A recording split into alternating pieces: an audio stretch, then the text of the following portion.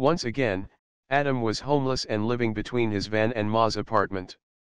"He's in trouble with the law," said Ma.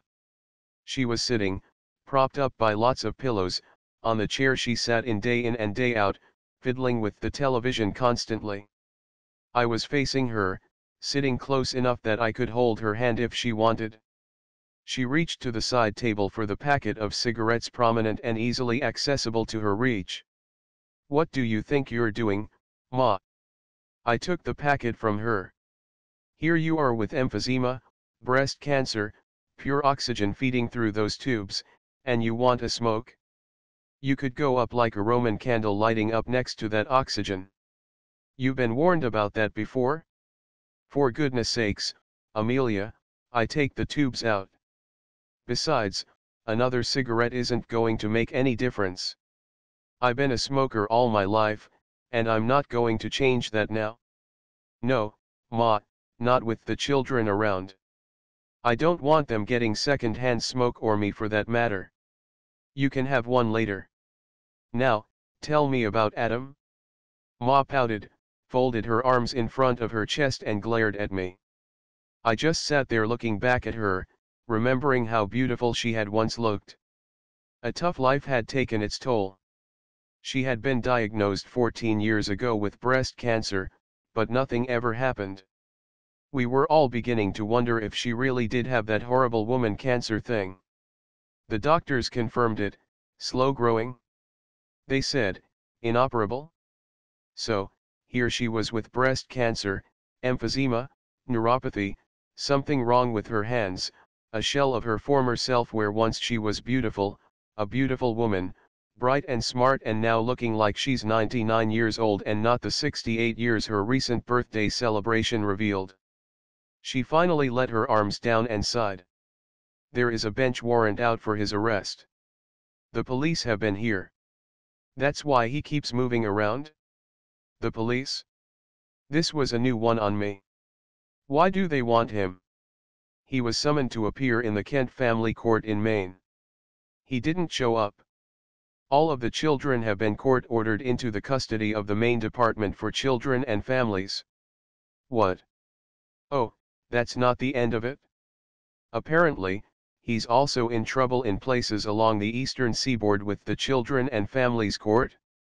My God, he's on the run from the law. But, the children, what in God's name has he done to them?" Of course, at the time I was yet to read the story in the court documents I now have in my trust. Ma did her best to find excuses for her boy. "Adam really hasn't had a lot of luck with his career.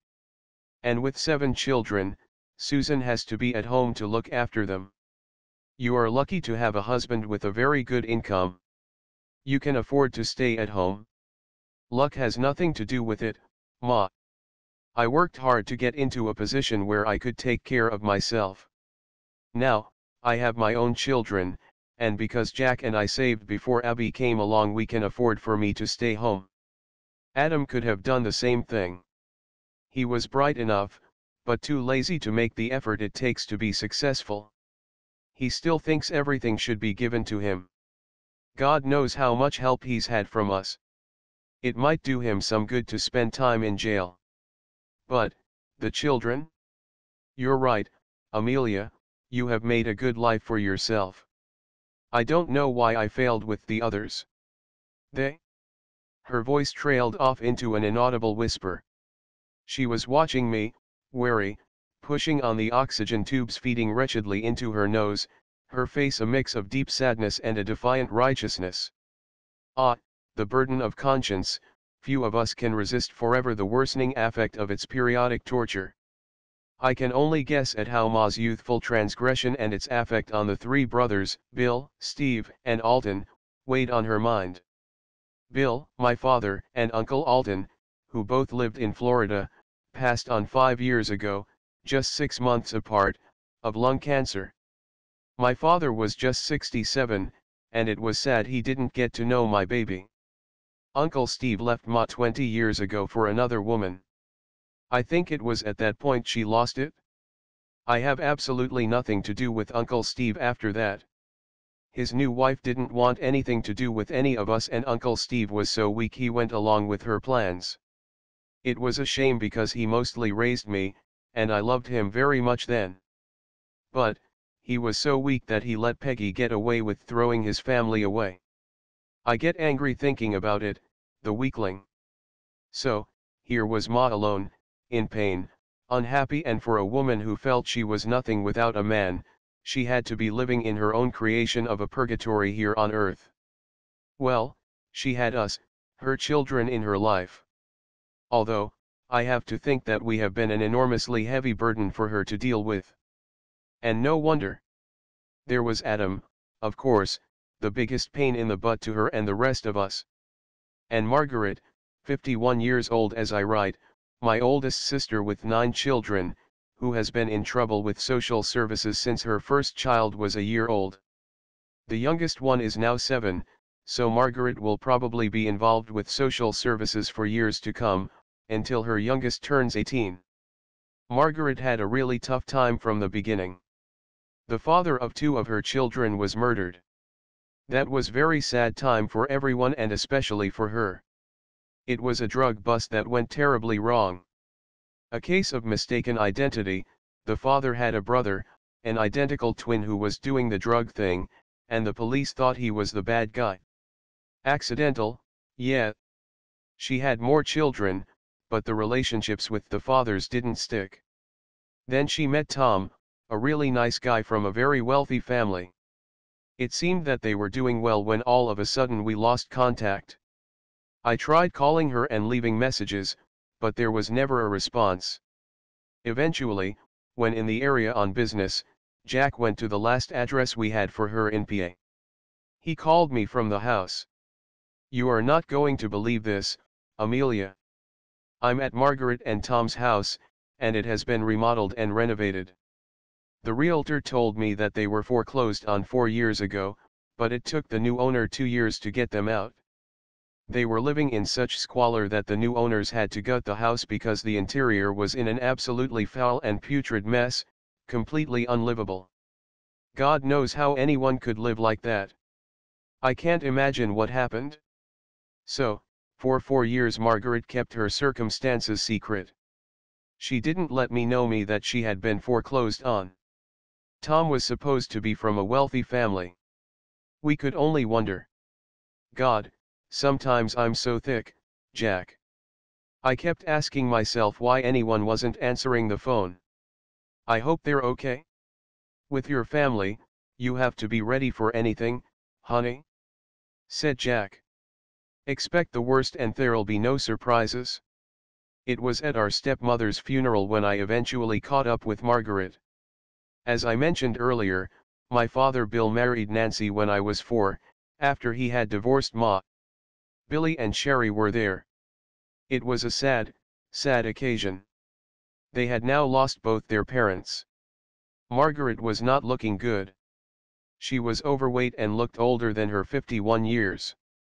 Her hair ran all the way down her back and had turned a salt and pepper gray. Her spleen had been removed a few years earlier, and it was obvious that she had other serious health problems. "What on earth happened to you, Margaret? I have tried to call you, but I don't want to talk about it, Amelia. We are living in Pennsylvania now, and I can't legally discuss anything?" That was it. She had nothing more to say. I was distressed to see my sister in such bad shape, but there was little I could do. "Amelia?" Ma's raspy voice sounded a little agitated. She had pulled the tubes from her nose. "Amelia, pass me a cigarette and don't argue with me." "I need one?" I couldn't be bothered arguing. She looked so wretched. I lit one and put it to her lips. She inhaled, and when the smoke hit her lungs, she went into a coughing fit. "Water!" she cried as she managed to keep the cigarette to her lips despite the coughing. I passed her the glass of water. A few seconds passed, the coughing stopped, and she resumed smoking. "Have you spoken to Michelle?" she said, her voice a raspy whisper. My sister Michelle lived in Sacramento and kept pretty much to herself so far as the family was concerned. She didn't have any children of her own. She hated Adam and for the last 20 years had no contact with him. Not in a long time. I worry about her too, I've called her a million times and she never answers. I would love her to have a relationship with Jack and me and Abby and Lucas. Last I spoke with her, she was with someone, so at least she's not lonely. Ma stubbed her cigarette into the ashtray filled with the butts I always found disgusting. The color of her face was almost as gray as the ash of her cigarette. Her breathing was becoming more shallow and raspy. She was fumbling about the blanket spread over her legs, trying to find the oxygen tubes. I reached over, recovered them from where they had fallen to the side of the chair and placed them in her nose. The oxygen helped and a little her feistiness returned. What do you mean, a partner? A friend, someone she cares about?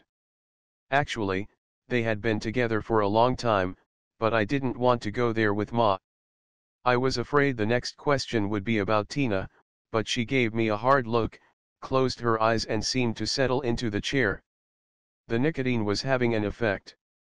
Tina was the youngest, my beautiful nurse sister who I absolutely loved, the gritty mother, fiercely independent, who moved to Scranton, Rhode Island to give her children Andrew, Linda, and Casey, a chance in life by getting them the good education she knew she could not afford as a single mother if she stayed in Massachusetts. Nevertheless, Tina's struggles in her early relationships with men and then later with other problems gradually wore her down, was another worry for Ma. In fact, she and Ma had been estranged for 12 years. But Tina remained very strong. With me, it was my relationship with Adam that upset Ma most. I think she thought of me as the smartest of her children, and it was hard for her to accept that I could be so merciless in my criticism of her only son despite my attempts to help him. With all the aforementioned going on throughout Ma's life, it was no wonder that she looked as she did then. But, I have to say she had a certain inner strength that I admired, and I loved her so much. She made sure we were well fed and clothed as children. She had to be extremely strong to survive.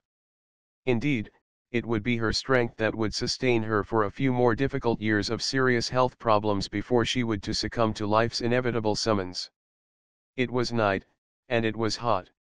I was still in Massachusetts, visiting Ma each day and sometimes at night. That meant occasionally I would run into Adam. It wasn't so bad, actually. He was being mostly cordial. I was sitting out on the porch looking out over a park across the road. My eyes were suddenly attracted to the flare UPS of tiny balls of light zipping around a few bushes in the distance. I was delighted that the fireflies were out. There they were blinking away, some of them flashing green light while others were burning with a fiery orange-yellow before they faded into the dark. They remind me of life, a brief blaze and then darkness. I said. I loved catching fireflies when I was little, as did my siblings and cousins. Aren't you the philosophical one tonight? Adam said as he sat in the chair next to me. Perhaps. Ma told me that the police in Maine have a warrant out for your arrest. What on earth has been going on with you? Oh darn, talk about opening up the door. I knew instinctively I would live to regret the question, and I did. I guess part of it was the psychologist in me, but I was truly concerned for my nieces and nephews, too. She had no business telling you that. Really? You cause her more worry than the rest of us put together, Adam? He sat there, not saying a word. I could feel his energy, though.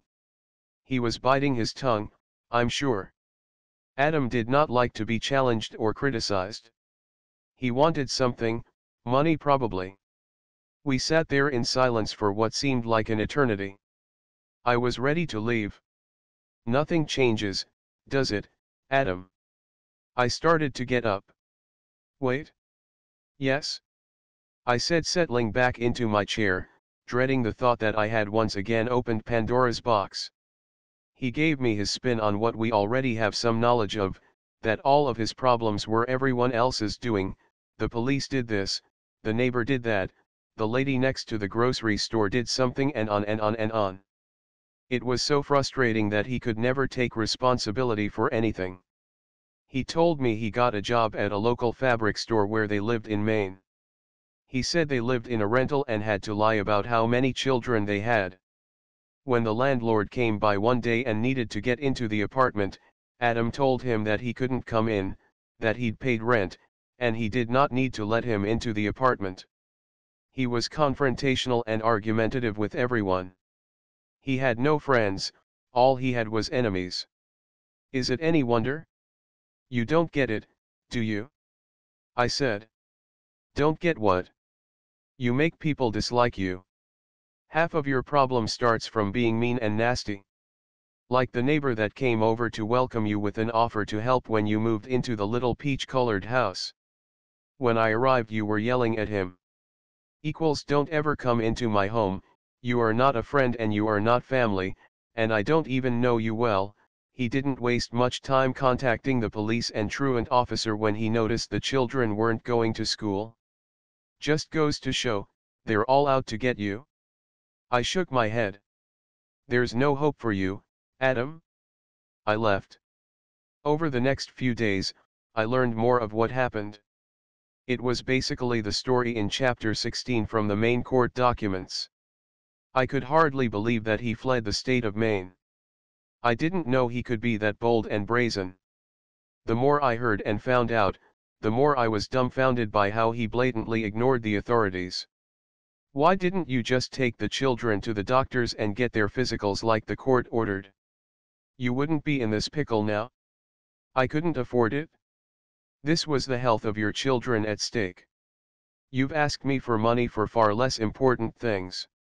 There had to be another reason why he didn't want them to get checked out, I thought.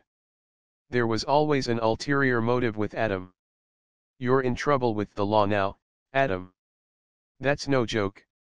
It's not a big deal. You don't let these people push you around, especially when it's family. It was so simple, all he had to do was take the children to have their physicals and the authorities would leave them alone. They would just be dealing with the homeschooling thing, but no, he had to make his life, and more to the point, his children's lives hell. As I learned more from doctors and state officials, I knew why he didn't want them checked out. Adam was hiding the heart murmur showing up in my youngest niece, Catherine, and the bowed legs the children had from being confined to the playpen until they were 4 years old. They were kept from running and playing around outside, for God's sake. What can be more normal, no essential, for the raising of healthy and well-adjusted youngsters? And, probably the most egregious of all the issues Adam wanted to hide from the officials was the fact that his children were malnourished. I kept asking myself, why would such a smart man allow this to happen? Later, I spoke with the court psychologist who did the evaluation of him. He said that Adam was of equal superior intelligence, however, he also had personality disorders. I could have told the guy that much myself. When he fled Maine, he went to Margaret's house in PA for a few months. While he was there, she told me later, he tried to talk her into buying a house with him. When she said no, he came back to Massachusetts to Ma's place. He had nothing more to do with Margaret after that. That was our Adam. If you couldn't, or wouldn't help him out, he had nothing more to do with you. God help you if you needed his help. After hearing about Adam's troubles and what led up to them, I should have left. My gut was telling me to get the hell back to California. But, no, I stayed and suckered myself into the whole sorry mess. Who needs the psychologist? To be honest, I wasn't ready to leave Ma right then. I wanted to spend as much time with her as I possibly could. I always felt like that when I had to leave her, but this time was different. And, how could I abandon those children? Abby was having a great time visiting with her cousins, and she always had so much fun. Her 8th birthday was coming up, and she wanted to do something with them. So, I set up a party for them at Ma's place with cake, ice cream, balloons, and a few presents, not a big deal. My nieces and nephews were having such a good time. But, it was a different experience for them. Their birthdays were usually quiet celebrations with Adam presiding, so it was heartwarming to see them having a great time with their cousins present. I was eating a piece of birthday cake, enjoying the cousins fussing over Lucas, but deep down I worried. Their health issues were much more apparent to me now that I knew about the warrant for Adam's arrest. Lily was standing up in the playpen, giggling, looking at me and holding out her hand. Poor little thing had clumps of hair missing. "You want a piece of my cake, Lily?" I asked as I broke off a piece and handed it to her. "Don't give her that." Susan's shrill voice cut through the laughter in the room. Suddenly it was dead quiet. Ma, who was sitting in her chair, stared at the bitch. I glared at her. "What?" I hissed through clenched teeth, barely able to contain my anger. The equals ulterior motive. Adam jumped in, realizing that his best interests would not be served by upsetting me. "We don't ever give her sweets, Amelia," he said while giving Susan a equals shut the F up look. "The sugar is not good for kids. I don't mind the older kids getting a small piece on special occasions. You're worried about sugar hurting your children. What's causing all these bald spots in Lily's hair?" "Oh, that happens when she gets bored. She pulls her hair out." "You're kidding. You're concerned about her having a piece of cake, and here she is, 2 years old, and pulling her hair out because she is bored. She needs to be taken to a doctor?" "Well, we have, and that's what they told us." Later, when I had all the court paperwork, I found out Lily suffered from severe anxiety attacks, and that's why she yanked out the chunks of hair. The more I learned, the worse it got. When I gave my nephew, Brian, he was 10 at the time, a piece of the cake, he said, "We don't usually take things from strangers." That I would be considered a stranger was shocking to me, but what concerned me much more was that his speech was so bad I had a hard time understanding him. In fact, it was difficult to understand what any of the children were saying because their speech was so bad. All of the children sounded the same, but I guess that's to be expected when all they hear are their own voices bouncing back at them. It was obvious that here was another reason Adam did not want these children to be exposed again to the court doctors. In fact, he didn't want anyone to have contact with them, which was why he never took them out, of course. Did he seriously think he could do this forever? I think his pride was part of it, too. He claimed that homeschooling was best for his children. How could he explain the bad speech problems? They could only point directly to him and Susan. We didn't stay late that evening. I just couldn't bear being around Adam any longer.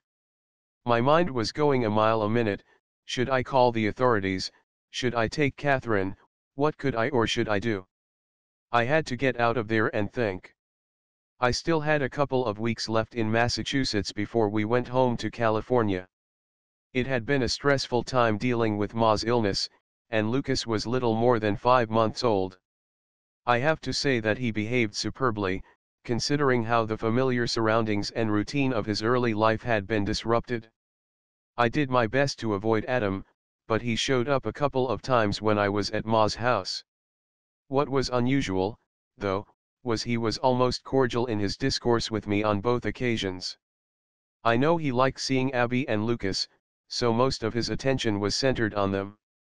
We left to go home to San Francisco in August. I was hoping that this was the end of having to deal with Adam. I couldn't have been more wrong.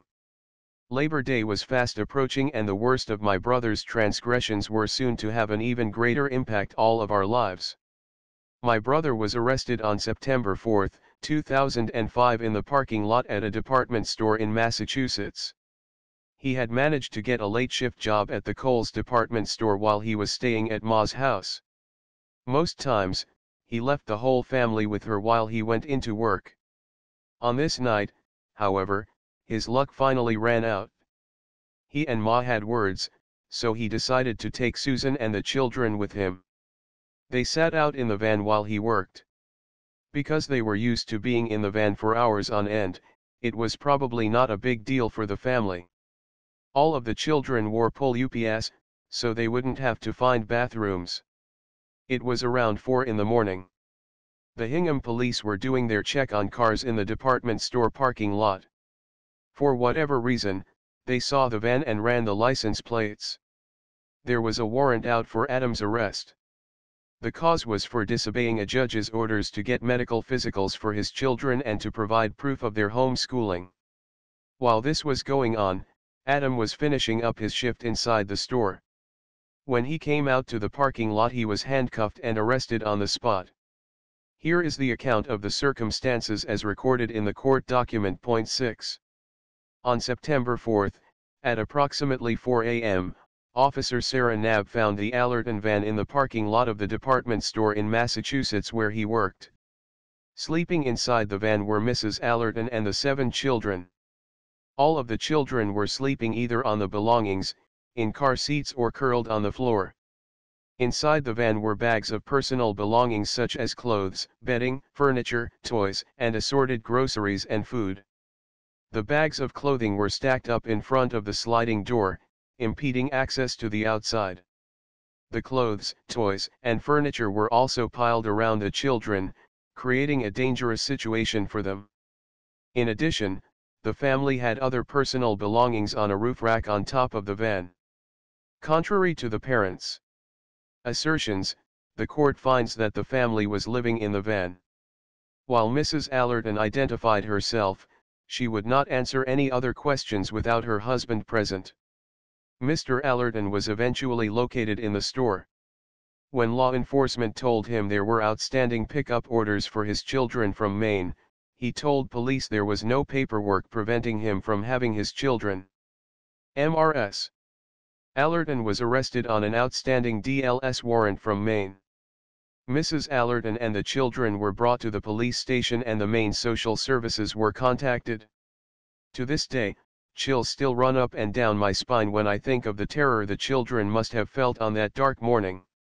At the time, I even felt a flash of sympathy for Adam. That was short-lived sentiment, as I later learned the full extent of the unforgivable damage he and his wretched wife had inflicted upon my nephews and nieces. Adam and Susan spent the day and that night in the jail. The children were eventually driven out of state by a social worker and a police officer to the home of their great-aunt, Susan's aunt, in Maine. The children were terrified out of their minds. They'd never been 6 Ref.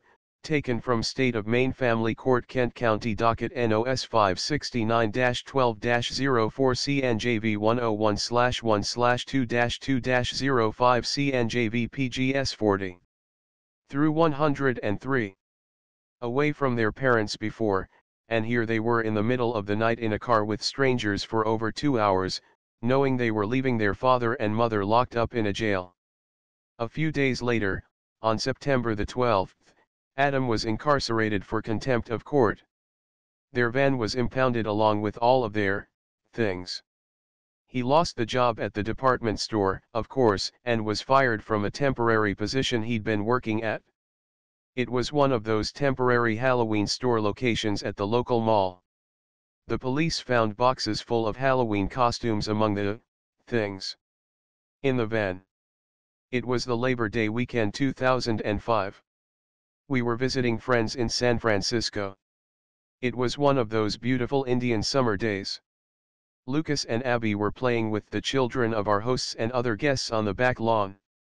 They were having a great time. On the barbecue, steaks, sausages, and hamburger meats were sizzling and spitting, their familiar aroma mixing and drifting with the slightest of breezes to my nose, even stirring within this almost vegetarian practitioner that the time to eat was fast approaching. From the patio, where I was sitting with Jack, the wife of our host, and other guests at the table laden with drinks, salads, and barbecue condiments, we could see the magnificent Golden Gate Bridge spanning the narrow channel where the cold waters of the Pacific Ocean rush in and out of San Francisco Bay at least a couple of times a day, connecting the city of San Francisco from its northern tip to the south end of Marin County. The bridge had the dubious reputation for being the most popular place in the United States and the world for people to commit suicide. I remember thinking at the time, how could those people go through with so final an act of capitulation with nature's rugged beauty on display for all to marvel and contemplate?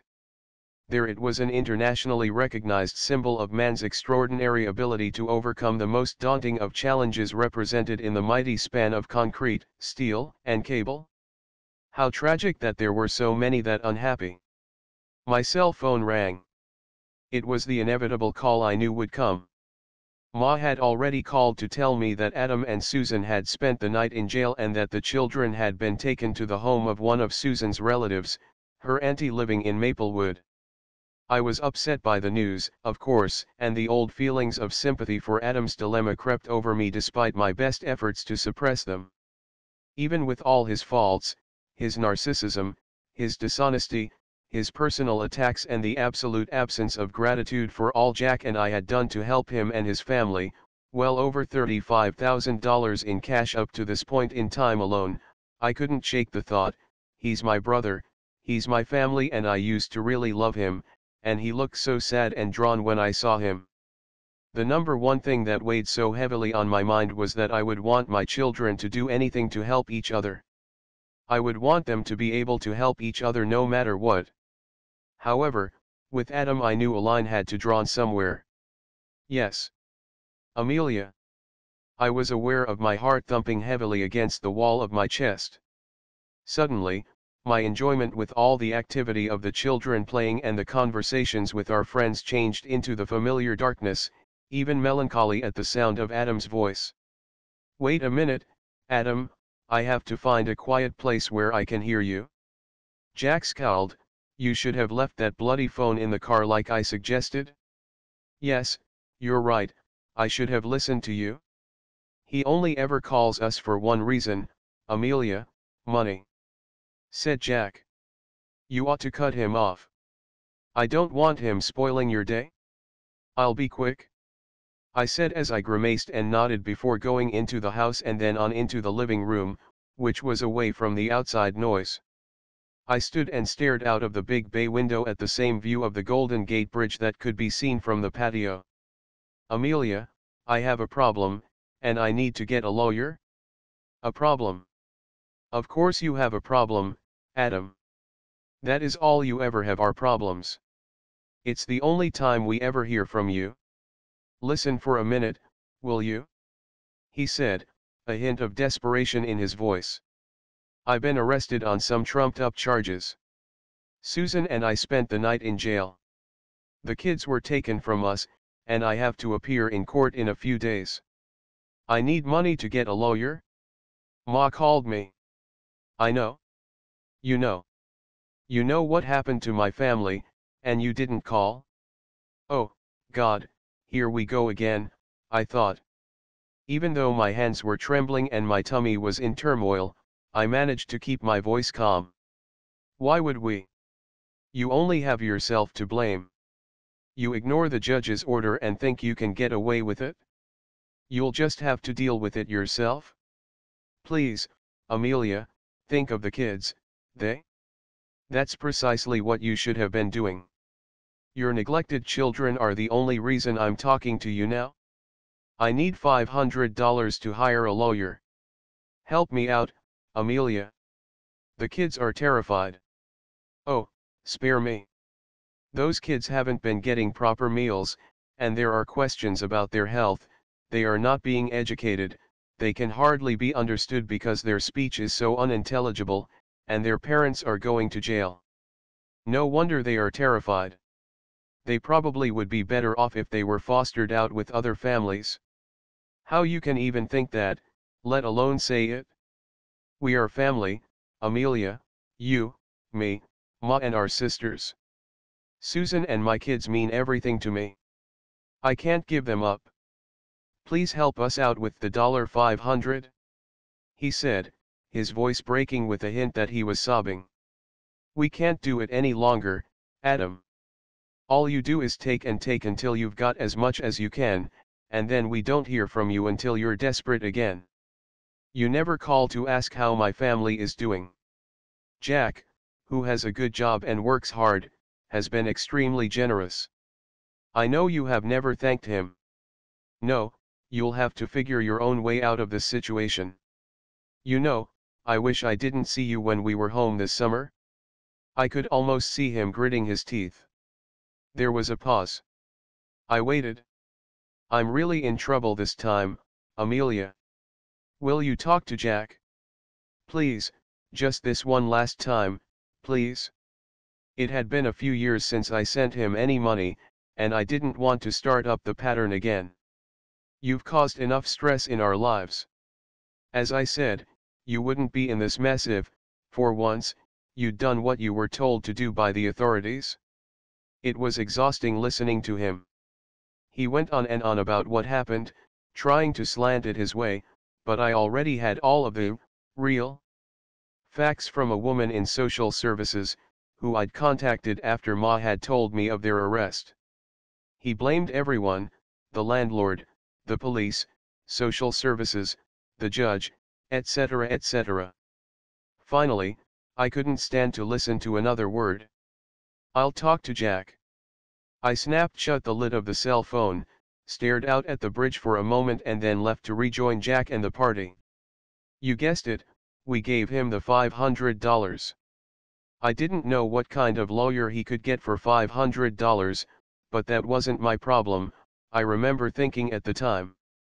I told him, no more. After this. What a joke. I really meant it when I said it, but Ma would call and ask us to help, she would cry and say he had nobody else to help him. She wasn't well, and she was getting all stressed out.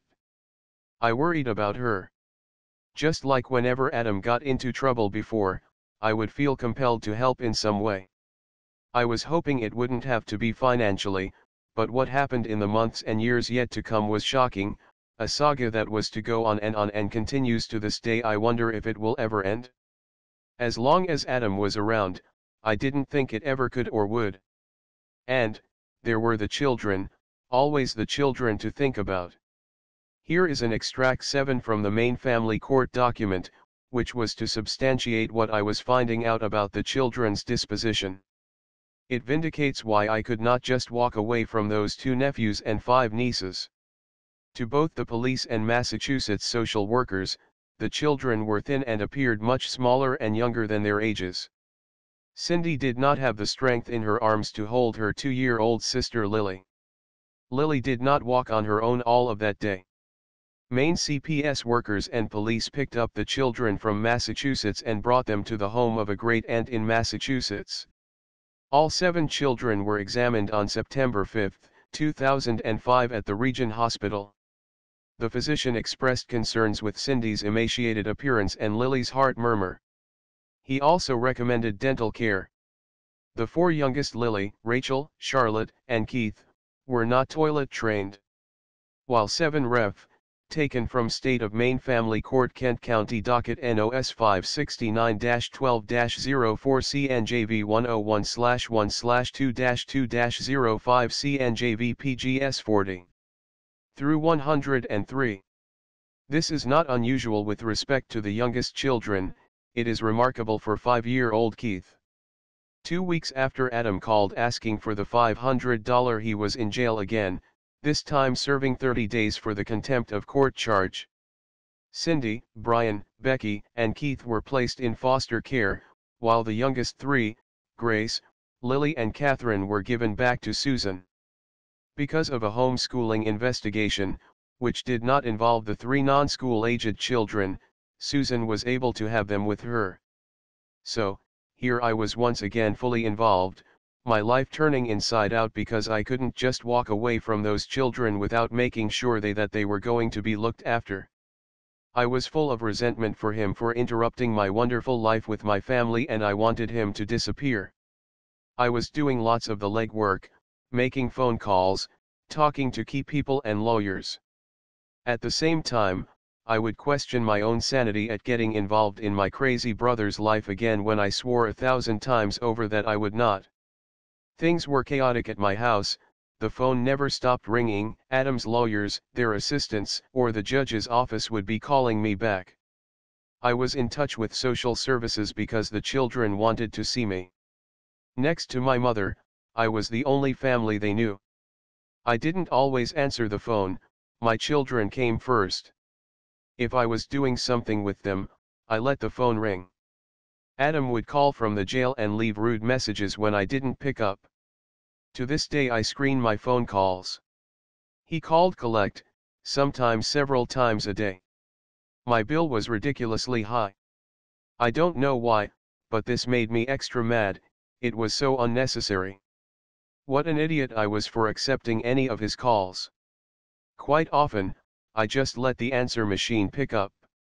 And then of course I had to show them to Jack, and I knew that would really get to him as well. Susan was living in different motels paid for by social services, or me and other organizations like welfare or churches. Ma even sent him money from the small amount she had. While Susan and later Adam, after he got out of jail, were living on government handouts and charity, they were always uncooperative and lacking in any gratitude for the help they received. In fact, it seemed they went out of their way to cause problems. Here is another extract 8 from the main family court document. Throughout September, October, and November 2005, the family lived at 3 different extended stay hotels. In addition to motels, the family was offered shelter care at the local shelters. The family also stayed for 2 weekends at the condominium of their lawyer's assistant. Financial resources for motels and shelters came from the Maine Department of Health. This assistance for housing was discontinued due to the family's inability to cooperate with motel staff around room access for housekeeping. Additionally, the family received food stamps and general assistance. The children received Medicaid. 8 Ref. Taken from State of Maine Family Court Kent County Docket NOS 569-12-04 CNJV 101/1/2-2-05 CNJV PGS 40. Through 103. Ma kept calling every day, crying and begging me to get Adam out of jail. He doesn't deserve to be in there, Amelia. It's terrible for him, wearing those same prison clothes day after day, locked up with men who are real criminals. I know you and Jack have done so much for him, but please help him again? The pleas would keep coming, but there was nothing I could do to get him out. Besides, I was hoping the 30 days in jail might do him some good, change his thinking and realize that if he wanted a different life for himself and his family he needed to be responsible, get a job and work hard like the rest of us. Forgive me for my naivete. There is that saying pigs might fly, isn't there? I sent him $50 to buy small item necessities the jail authorities told me he needed. And, I sent money to Susan, so she could take a bus to the jail with the children. There were days when the social services people would take them. It was approaching fall, so I also sent her boxes and boxes of warm clothes, along with toys and other items the children could use for writing and drawing. Of course, Adam's gratitude for our help was underwhelming. Why it would be any different? I think I mentioned earlier that doing the same things over and over again without different results was the definition of insanity. Wake up, Amelia. At some level, though, I think I eventually accepted that Adam was not going to change and that neither could I. I would always be the bleeding heart. Helping family was a sacred duty I could not ignore, fundamental to my being. Oh, the contradictions were there, all right. I hated Adam with a passion at times, but as I came to know who I was at my core, I knew it would always be impossible to cut away from family completely, however badly they behaved, and especially when they needed help. The collect calls from him were relentless. Ma would get them, too. The conversations were always of the same tone, demanding, judgmental and abusive. Why did you send me $50? It's not going to do anything? I was told you needed it to buy necessities in the jail? I replied. If you don't need it, give it to the children. I've sent them clothing and they could do with more. They don't need that stuff. Junk you called it? Ma told me. Use your head, Amelia. If you'd saved all the money you spent on hotels, clothes, phone cards, buses, or whatever, you would have been able to send the money I need. None of this would be happening? I laughed. So, now it's my fault. You are a piece of work, brother? The money saved would be enough for a proper lawyer instead of some useless court-appointed one? If you behaved like a grown man instead of a childish, irresponsible idiot, you wouldn't be in jail. You'd have a life like mine, living in a nice home with healthy, well-educated children. On the day of Lucas's christening on Sunday, September 14, 2005, we were just walking out the door when the phone rang, another collect call from the jail. I grabbed the phone. "Amelia, it's Adam. I want?" "Oh, I figured it was you.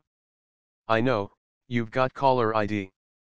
That's how you deliberately avoid my calls, isn't it? Get used to it." I was cuddling Lucas close to my chest. He gave me a gorgeous smile. Yeah, that smile softened and melted my heart. "Adam, I don't want this day of all days to be spoiled. Give me some peace, so I can christen my little miracle baby without worrying about you." There was a noticeable change in the tone of Adam's voice. Was it sadness? Christenings were a family event, one that always seemed to touch him in a special way. I've mentioned that he treated all the family children with a special affection he could not give to his own. What a pity. "Well, at least you have yours," he managed to say after a long pause. "That's right, I do, and it will stay that way." "Congratulations, Amelia, have a great day," he said. I did, we all did. We had a fantastic day, and I didn't think about him, not once. Adam was released in early October.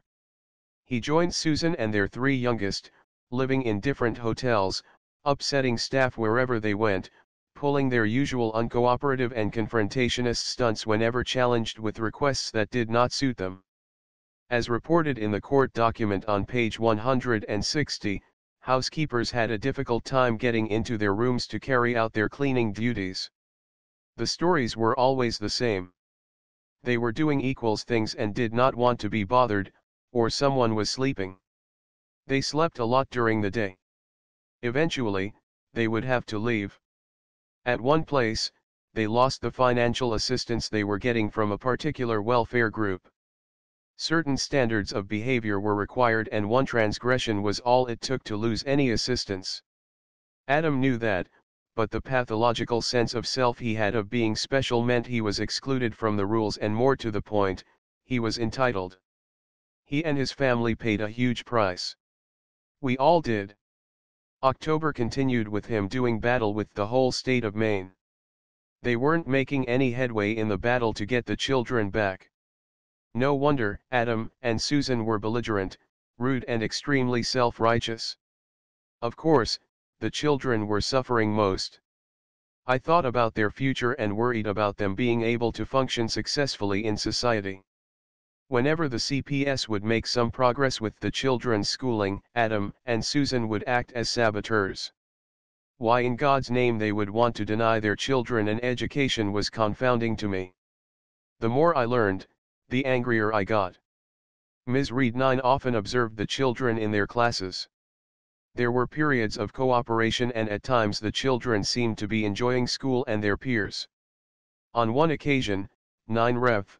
Taken from State of Maine Family Court, Kent County Docket NOS 569-12-04 CNJV 101/1/2-2-05 CNJV PGS 40 through 103. When Mrs. Allerton asked the children how their school day was, they responded, "Stupid, we did what they wanted." Ms. Reed noted that this response was in direct contrast to the cooperative behaviors she had observed during the day. In Ms. Reed's opinion, and the court so finds, the Allerton children were torn between what they actually experienced and what their parents told them to believe and say. The court finds that this sad dynamic was detrimental to the Allerton children. Moreover, the children were socially isolated. They had no interpersonal skills beyond the immediate family circle and would not interact with children and adults other than themselves. Important childhood experiences for these children were lacking, such as structured learning, friendships, and interactions with people other than each other. The risks to these children of such social and emotional isolation are obvious. an inability to function in society. The court concludes that the parents isolated the children to their emotional detriment. Instead of complying with the people who could help them, Adam and Susan just kept pissing them off. It was unbelievable. Excuse my language, but what I know now to be true, the details of what was really going on as documented in the main court document makes me darn angry. Social services helped them, or tried to, despite knowing they were the number one problem in the way of the children's well-being. During October, they were able to have visitations with the 4 older children. The visits were supervised, which really angered Adam. He constantly complained of the supervised visits, saying the foster parents were stupid morons, using words I don't want to repeat here. Don't ever refer to the foster people as foster parents, he told me. I nearly lost it. They are better parents for those children than you ever have been, Adam. I keep hearing more and more stories of the neglect and deprivation they were subjected to by you. How could you ignore court orders regarding their medical and dental care appointments? You deliberately missed taking them for their immunization program shots time and time again. God, you think that you and that pathetic creature who calls herself a mother are worthy parents. Spare me, please. I spoke with the children often. Social services wanted me involved, and I wanted to be involved. I didn't want the children to feel completely abandoned. They trusted me. I guess I had been a regular visitor in their lives who always stuck up for them. They had so many questions. None of this should have been happening, it was so sad. They thought I was working on getting them back to their parents. Secretly, I thought they would be better off with foster parents, but I told them the social workers were trying to work out a solution for everyone. It broke my heart when 2 of them asked me why their daddy was so mean and always yelled. I begged Adam to help the children get through this easier by being nice to them. But not him, he had to tell them not to listen to anyone, that they didn't have to talk to anybody, and that they could do anything they wanted while they lived in other people's houses. He literally made things worse for his own children. As the CPS people and I had more contact, we developed a greater level of mutual trust. From them, I was to learn of even more horrific consequences the children suffered from Adam and Susan's neglect. What happened next in this long and painful saga is best described in the following extract 10 from the main court documents. At the end of January 2006, the Allerton family went to Newark to commence proceedings in Eastern Seaboard courts to divest Maine of legal jurisdiction of this case. The children were removed from school to do this in violation of the Maine Protective Order. On January 31, 2006, local law enforcement located the Allertons at a nearby hotel where they lived. We paid for that hotel as well. All 7 children were with the parents. The police knocked on the door and stated that they were checking up on the children. Mr. Allerton let the police in and was arrested on a warrant from Maine for contempt of court. Mrs. Allerton was near the bed and in the process of changing one of the children. Sergeant Arnold Goldman of the Newark Police Department asked Mrs. Allerton to come with him. However, he permitted her to first finish changing the child. Rather than go with the police officer, Mrs. Allerton picked up one of her other children. The police officer, fearing that this child was going to be used as a shield, grabbed Mrs. Allerton, who resisted and kicked him. She was eventually subdued on the floor.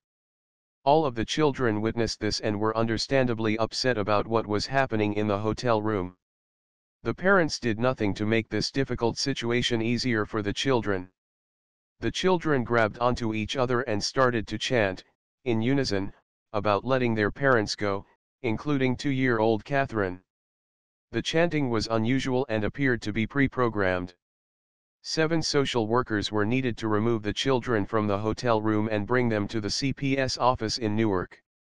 While at the office, the children continued to resist and defy social workers. Social workers noted that the children had layers of clothes on. The feet of the youngest 2 girls was green, and their toenails were so overgrown that they had begun to curl under their feet. The parents were incarcerated until March 2006, awaiting extradition to Maine. Moreover, Mrs. Allerton was charged with and subsequently pled to resisting arrest, child endangerment, and assaulting a police officer in the court.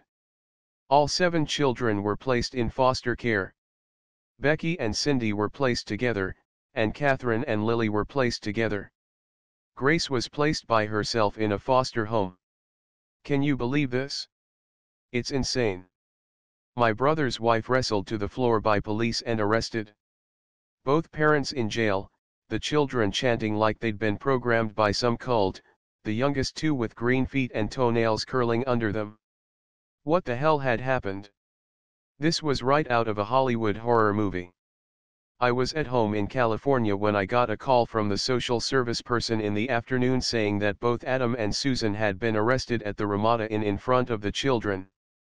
Of course, I didn't know all the details then, just that Adam was back in 10 Ref, taken from State of Maine Family Court Kent County Docket NOS 569-12-04 CNJV 101/1/2-2-05 CNJV PGS 40. Through 103. Jail, and Susan was in with him for assaulting a police officer. I was devastated for all of them. All the crazy stuff of the last few months caught up with me right there on the phone.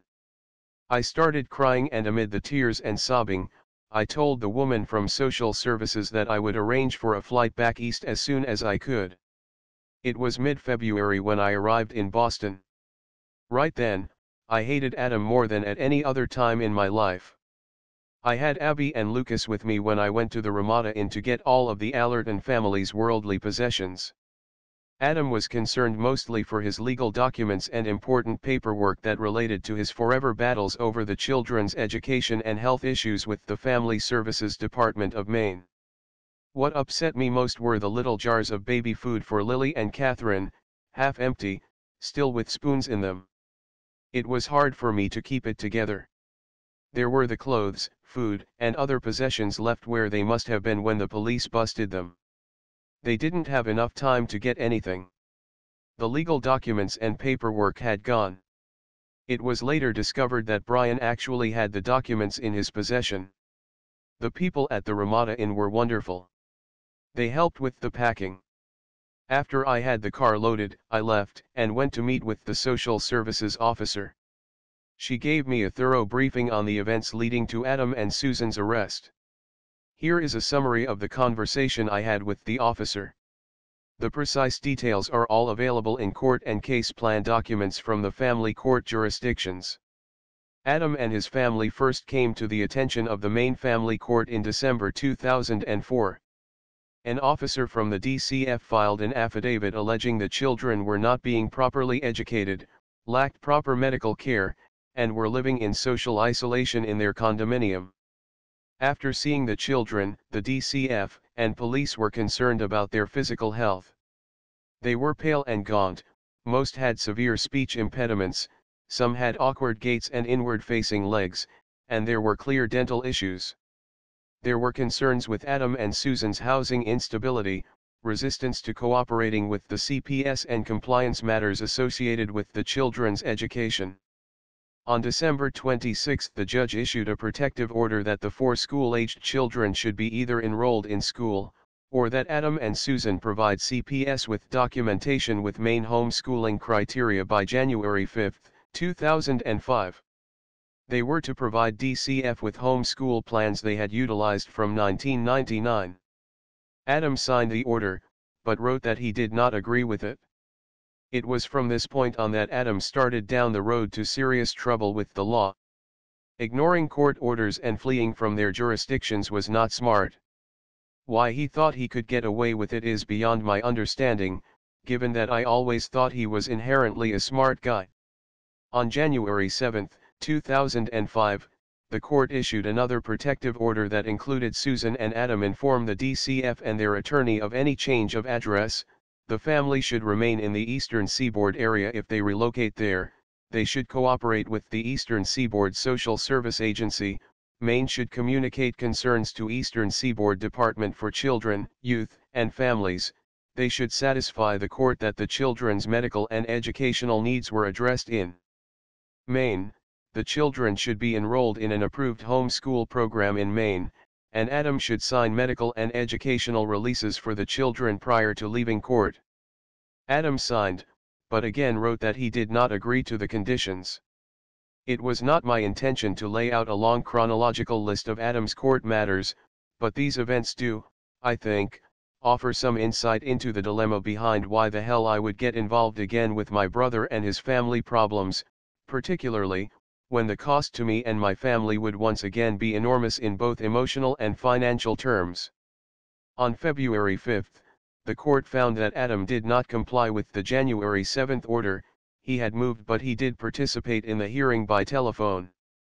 The judge ordered Adam's attorney to provide DCF with the family's address, and that Adam was to ensure the medical follow-up for the children. On February 26, the Maine court found that Adam did not comply with the January 7 order that the children be examined by a medical doctor. The judge ordered that Cindy, Brian, Becky, and Keith be placed in CPS custody, and that the children be returned to Maine. On February 28, the judge issued a pickup order for Grace, Lily, and Catherine, and an arrest warrant was issued for Adam. So, what do Adam and Susan do? They take off, flee. They and the children were missing from February to August. A nationwide protective services alert was issued. Adam, Susan, and their van identification number were entered into the National Crime Information Registry. Unbelievable. My brother and his wife had managed to get listed on the National Crime Registry. My brother and his wife were on the run from the law, and law officers across the country were on the lookout for them. They weren't Bonnie and Clyde, but, my God, I remembered that Adam had access to a gun. I am horrified at the thought, but how often are there stories on television or in the newspapers about desperate people who have a gun committing some terrible act of violence, and often against those who are closest to them? I found out about the gun after Adam had served his 30 days in jail in September 2005. Actually, his behavior in jail was somewhat eccentric, or bizarre might be a better description, let alone the story about the gun. What else could be expected? He chose to create a real stink around his incarceration, literally. He decided he was not going to change his clothes, or his underwear. I'm pleased that I didn't have to pick him up when he got out. I wouldn't have let him in my car. Ma would call, "Oh, the poor kid, the poor guy, he's still in the same underwear? Whose fault is that, Ma? He's the one wanting to be some kind of a martyr, and he chose to stay in the same clothes. I sent him money to buy what he needed. Hell, he chose to go to jail in the first place. The correction officers eventually forced him to shower, and they got him fresh underwear to change into before he was released. Normally, you have to bring or buy everything you need: toothbrush, toothpaste, essential hygiene products, even a pencil and paper. The prison regulations require that prisoners provide and pay for all their personal items. Anyhow, back to the gun. I was on my way to Ma's. She was having a tough time with her breathing. Of course, she was continuing to smoke despite her doctor's orders. The power of addiction never ceases to amaze me. Adam was riding with me in my car. I'd picked him up from social services where he had to report in physically to department officers on a regular basis under the threat of being thrown back in jail if he did not. The gas gauge was showing almost empty, so I swung into the nearest gas station. Adam sat in the car while I filled the tank. It was cold, and I was getting angrier by the minute. I wanted to drag him from the car and smack him to the ground. He just sat there, the bastard, not lifting a finger to help, entitled like some lord of a realm. As I turned back into the traffic, I opened up. "You are the most selfish, ungrateful person I have ever had anything to do with, Adam. You have this idea that you are somebody?" I was on the verge of tears. "Let me tell you, you're not. You are at the bottom of the totem, a loser, a jailbird, a rotten father and abuser of your children. I don't know how you can look in the mirror. I couldn't stop. Years of pent-up anger had come to a head. You are like a leech. You live off us, off my family, off the government, off welfare, and you have the temerity to sit on your backside and whine. It's always someone else's fault. There are never any thanks for the help you do get, only the ongoing demands for more handouts. You might at least offer a thank you sometimes, but no, not you. My God, we have spent tens of thousands of dollars on you guys. I'm tired of it. I'm tired of you and your dumb wife. If it wasn't for those poor kids. Shut up, Amelia. I did equals shut up, immediately. It wasn't his words, but the icy cold tone of his voice sending a chill up my spine that stopped me. He went on in the same deadly tone. You know, Amelia, I had to do something in prison, and I have a gun? I was stunned. What? You've got a what? I said, barely able to get the words out. You have a gun? What in the world are you doing with a gun, Adam? My mouth was dry. Don't worry, it's not on me. Where is it? I managed to ask, fearful of the answer. It's at home. I'd never use it, I just wanted to shut you up. Just like that, the tone of his voice softened. A guy in the jail asked me to take it out with me as a favor to him, told me I could keep it. He didn't want to get caught with it, I guess. Some gang kid had been shot the week before. There had been cell searches, but this guy had it well hidden. He was kind of dangerous, a scary guy. I can't help myself. Suddenly, I'm feeling sorry for Adam being in that jail with such horrible people. My brother didn't really belong in there with them, or did he? I'm taking you home, I said. Get rid of it, bury it or something. All that gun can do, Adam, is bring more trouble, really serious trouble. Part of me was scared to death, and I wanted to get away from him as fast as I could. I drove to the condo the local church provided to distressed families and stopped out front. Amelia, I'm sorry I scared you. Please don't abandon us. We really need you to stick with us now. I know you've helped a lot, and I haven't always said how much Susan and I appreciate what you and Jack do. Don't abandon us. Please. You are such a con, brother, I thought. Let yourself out, Adam. I'm not coming in? I'll call tomorrow. I want to talk about, Ma. Get rid of the gun? As I drove away, I could see him in the rear-view mirror, standing on the pavement watching after me. At the end of the block, I turned into the cross street, and immediately broke down. I had to pull over. I was trembling and exhausted. God, when will it end? Tears started to flow and I sat there, head in my hands, sobbing. Their van was spotted in New Jersey in April. They avoided arrest and didn't resurface again, well, so far as the authorities were concerned, until Adam's arrest in the department store parking lot on September 4, 2005. When Adam was released from jail, the same pattern of non-compliance with court orders continued. The older children were in foster care with regular supervised family visits allowed. The younger ones stayed with Adam and Susan. By January 27, of 2006, the Maine judge had had enough. He issued a written order that all of the children were to be placed in the custody of the state of Maine. That order led to the arrest of Adam and Susan on January 31. I still get pangs of pity and sadness when I think of how awful it was for the children and yes, for my brother, even though he was responsible for the whole terrible business. I think that he knew his fate when he didn't get that home school report in, but some craziness deep inside him wouldn't allow him to obey orders from other people, whatever their level of authority. It didn't make a scrap of difference to Adam. I contacted Mary, the social services officer. We had become friends by the time she had finished telling me about the facts of Adam and Susan's arrest and were on a first-name basis, and told her I wanted to see the children right away. I think that is a wonderful idea, she said. Even though the oldest two try to act cool, they are all frightened to death. Actually, the older ones have asked to see you. I'll talk to the foster parents and get this put together. Abby was very excited about seeing her cousins. Mary got it organized, and a few days later our social services van was pulling up to a drab-looking government office building. The children were waiting in a large conference room.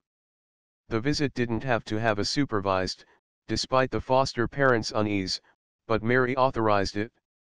I told them of the help you and your husband had provided for the family over many years, and that you had only the children's best interests at heart, even if that meant permanent separation. She told me. Gosh, it's hard to write thinking back to that visit. My eyes are wet with tears now, just like they were when I walked into the room that afternoon. They were so pleased to see us. I have to say that they all were looking much better physically, especially the four eldest who had been placed in foster care since Adam's first incarceration. The good food they were getting was making a difference. I knew from Mary, though, that there had been some hellish experiences the foster parents went through, as the older ones, Cindy, Brian, and Keith, were the worst, would not cooperate in their new circumstances. And, it was always much worse after their visits with Adam and Susan, the saboteurs. No wonder the foster people were wary of an unsupervised visit by the father's sister, even with Mary's assurances. But, I have to say that not all of the foster parents treated the children right, some were in it for the money. The questions came thick and fast. "Why are Daddy and Mommy in jail, Auntie Amelia?" asked Brian. "I want to be with them," said Cindy. "How come they are in jail? They didn't do anything wrong?" she said, pouting, defiance stamped all over her face, her body tense. "Daddy told us not to tell anybody anything. He said the people who captured us were evil and wanted to keep us away from them. Will you help us, Auntie Amelia?" It was heartbreaking. Adam's lies and manipulation of his children were what was evil. God knows how his children would ever have a chance in life. I could see only trouble ahead for them, as they would have to eventually assimilate into the community. I couldn't really tell them much, other than we were working on things. It stunned me that as badly as they had been treated, their parents continued to have an extraordinarily strong hold over them. Apparently, it was quite a common occurrence, and it was not until the child had been outside of the parents' influence for a good period of time that there was a switch of loyalties, but even then not in all cases. It was a dilemma for me, a major one. I wanted them taken away from Adam and Susan because they were unfit to be parents, and the court said so, too. Yet, the children wanted to be with them. They were their parents no matter what was done to them, or what they went through, and that was that. Nevertheless, they were enjoying our visit. Abby was handing out the new clothes we had purchased for them, and those that social services had donated. I was aware that a big snowstorm was coming in, and I wanted to get back to Massachusetts before it hit. Abby and the children wanted us to stay longer. It was hard leaving. I told them to stay in touch and gave them a phone calling card to call me anytime. Most of them were paired up in foster care, but Grace ended up alone. Saying goodbye was harder for her. I could see she was so sad and frightened. I wanted to take her home with us, but I couldn't stay in New England for much longer. I had a home in California and a husband who, even though he was away on business most of the time, I needed to take care of when he was home. As I hugged and kissed each child goodbye, I knew that there was more trouble coming. Adam was going nuts. He had been let out of jail on his cognizance and assurances that he would not interfere with, nor attempt to contact his children without social services permission and supervision if granted. He wanted Susan out of jail, but her charges of assaulting a police officer were more serious. Bail had been set at $3,000, and Adam was desperate to get her out. Yes, you're right to think, is the woman crazy? Hasn't she had enough? We were still in Massachusetts. Ma had taken a turn for the worse, and she was crazy with worry for Adam, Susan, and the children. The phone was ringing off the hook every day. The children, who each had a guardian ad litem person, called. Adam's lawyer, the social services officers, my mother, and Adam were constantly on the phone. There was some relief from Adam when he was in jail. Regulations did not allow me to call him and I would not accept his collect calls. It was unbelievable how many people contacted me, and how many that I had to contact. Ma was verging on hysteria and kept calling, begging me to help Adam. I went to see her just about every day to try and calm her down. Please call him, Amelia. I know you and Jack have done so much for him over the years, but he is desperate to get Susan out of jail. I was at her place. She was sitting at the kitchen table smoking. I was in the middle of sipping a cup of green tea. Suddenly it was just all too much, and I lost it. I slammed the cup down. Hot tea splashed over the table and my hand, scalding it. The pain was intense, and I screamed, more from the frustration of dealing with the previous days than the pain of the scald. Hell, Ma, when are you going to realize that your son is a jerk, just like his father was a jerk? Jesus, if you'd been faithful when my daddy was in Korea, maybe, just maybe, Adam wouldn't have been around to cause all this trouble. What kind of a man is it that bangs his brother's wife while his brother is away serving his country? Maybe Adam would have turned out all right, if his daddy had been my daddy. Hell, you keep telling me you wish your other children were more like. I stopped. Ma was upset. Tears were welling in her eyes, pain she was showing on her aging face, the pain that I had inflicted. I couldn't believe what a terrible things, really, I had said to her. She was weeping, and her terrible cough started up again. I'm sorry, Ma. I didn't mean it. I am angry, so angry, and so tired of dealing with Adam and his mischief. He is the root cause of all our dysfunction, and I can't handle it anymore. I'm done with him. I'm sorry, I don't want to hurt you, I would do anything for you, but I can't take it with him anymore. You're right. You're right about all of it, Amelia. I have lived with what I did to your father all my life. What I did was wrong.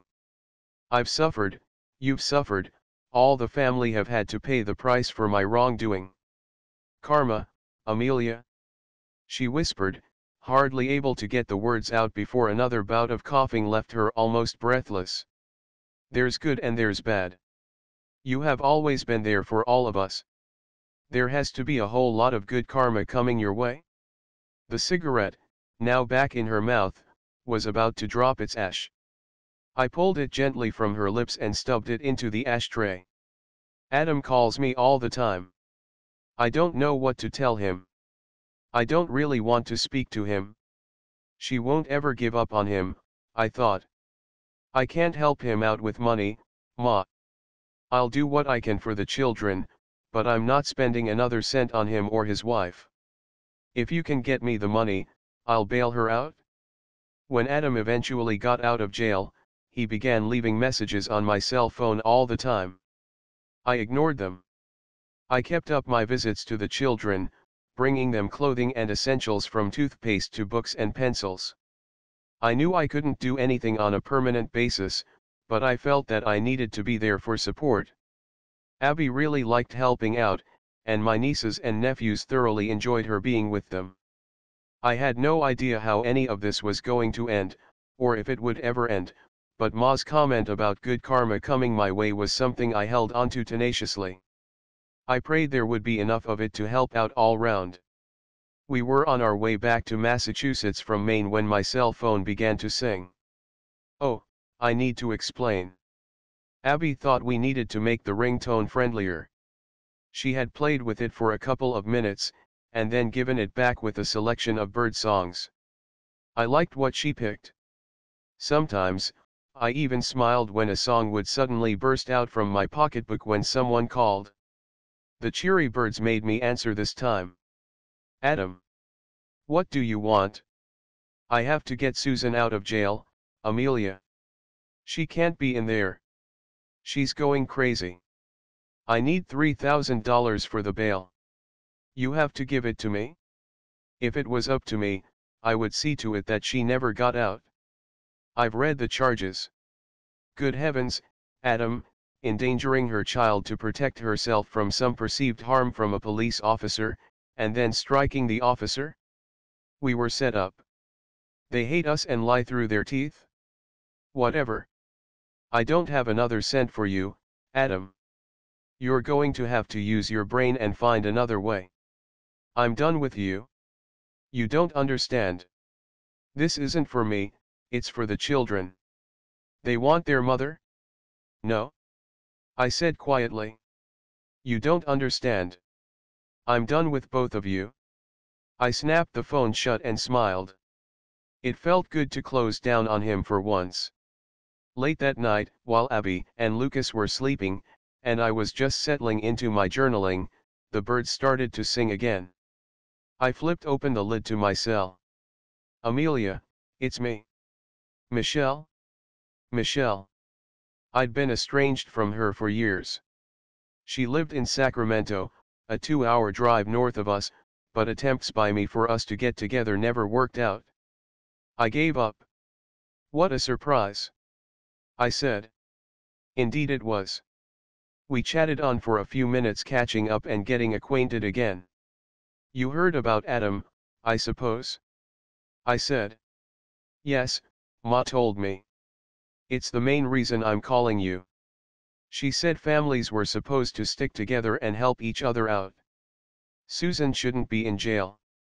She needs to be home taking care of her kids. That's why she's in jail. She and Adam weren't taking care of them. Sure. Anyway, I told Ma I would help out. I can't do the $3,000 on my own, but I could do half if you can do the rest. I couldn't think of a thing to say. Look, if you can't do it, don't feel guilty. Ma told me you'd already helped them out with a fortune. I felt good with her part about me not feeling guilty. I was happy to hear from her, but really impressed that she would help our brother. They hadn't seen each other in over 20 some years, and she had never planned on seeing him again, but she really wanted to help. God help me. I didn't want to do it, but this was Michelle coming back, joining up for family. I wanted her to meet Abby and Lucas, and I wanted her back in our lives. Okay? I heard me saying. We have a deal? I must admit, I felt stupid and angry almost as soon as the words were out of my mouth. What annoyed me was that once again I had given in to what I said I would never do again. Is there some pattern here? Duh. And, I was really pissed that we were doing this to get Susan out of jail. After what she put her children through and what she let Adam get away with, she was the last person in the world I wanted to help. I called the lawyer's office to tell them that we would post the bail. When we had finished with the details, the secretary said, I probably shouldn't say this, Amelia, but I want you to know that I think your brother is very fortunate to have you on his side. I'm not on his side. I'm on the children's side. Precisely the point, we have known your brother for some time. I called Adam and gave him the news that Michelle and I were fronting for the bail money. I made damn sure he knew I was not happy. He seemed contrite, but I knew him too well to take any of his acts seriously. How right I was. He was about to get Susan out of jail and at the same time screw us out of our $3,000. It was mid-afternoon when I met Adam in Franklin, Maine. He was living in a beautiful old house, a rental Susan's auntie had gotten for the family. Their lawyer had told them that it would help their case to get the children back, if they had a good home for them to live in. I knew it would take more than that, and after my conversation with Mary, the social services officer, I doubted they would ever get them back no matter what they did.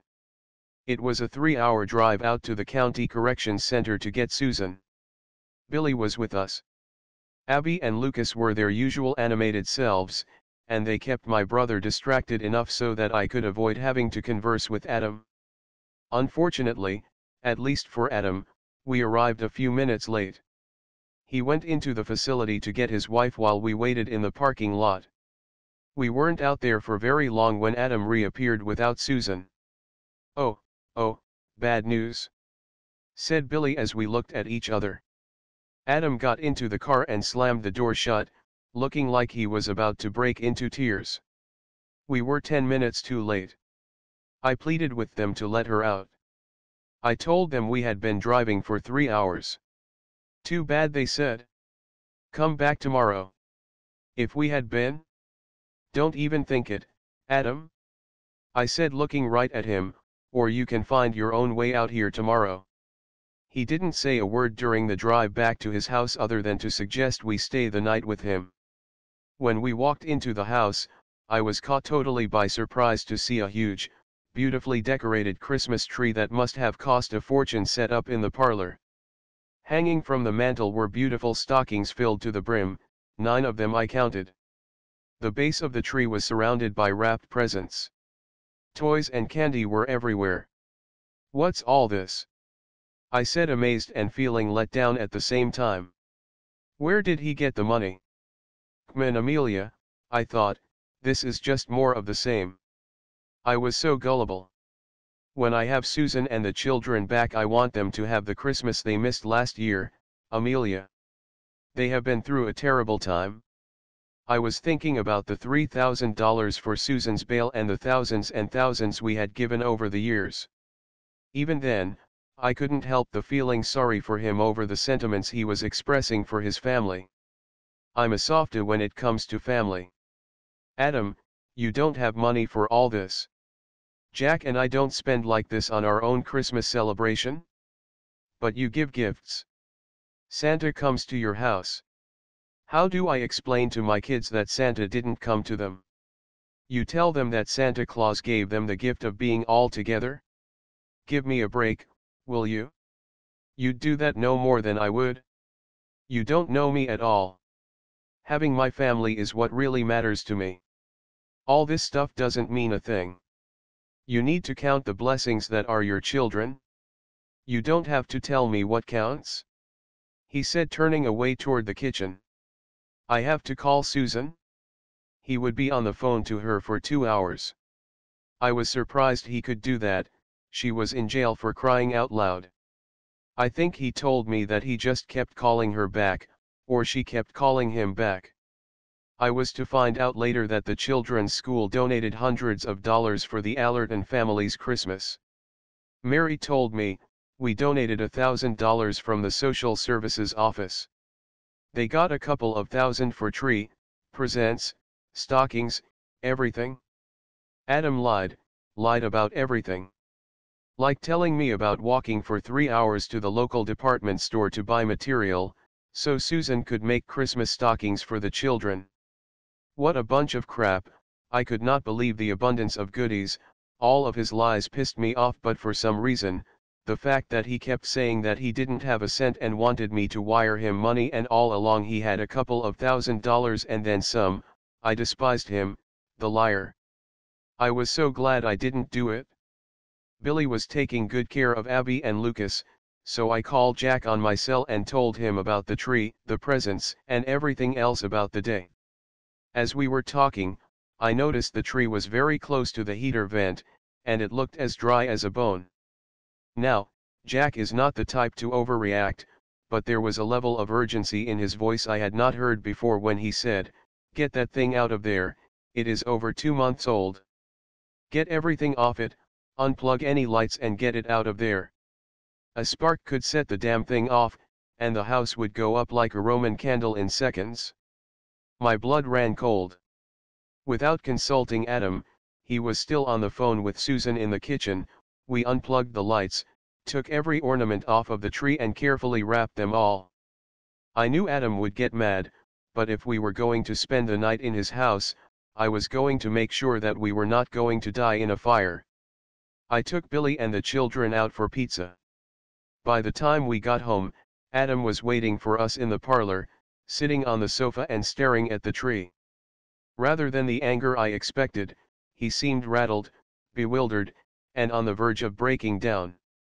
"What have you done?" I told you this was for the children when they came home. I wanted to tell him I knew they weren't coming home, but I held my tongue. That tree is a tinder box, Adam. It's so dry it could catch fire from the slightest spark. It needs to go outside.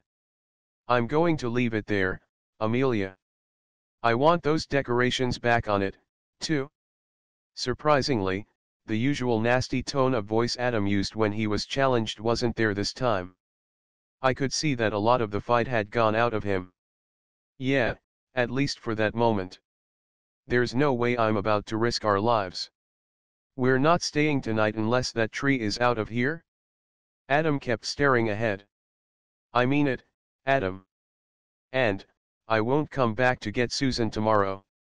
Come on now, Billy will help you get the darn thing outside. Without a word, Adam jumped to his feet, grabbed the tree, and then he and Billy took it outside. By the time they were back in the house, I was already herding Lucas and Abby up the stairs to the bedroom. Amelia, wait. I stopped and turned. Adam quickly crossed the room, wrapped his arms around me and started crying. I was shocked and confused. He had never done anything like that before. An overwhelming sadness consumed me, and I was unsure of how to respond. Things will work out for you, Adam?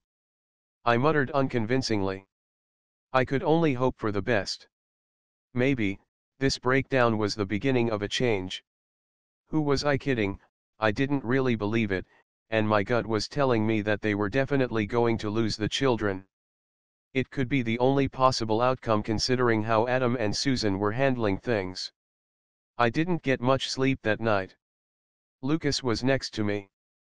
He was restless, and I could tell he was not well. His temperature was 102 degrees. I gave him Motrin and then went downstairs for some water. Adam was still up.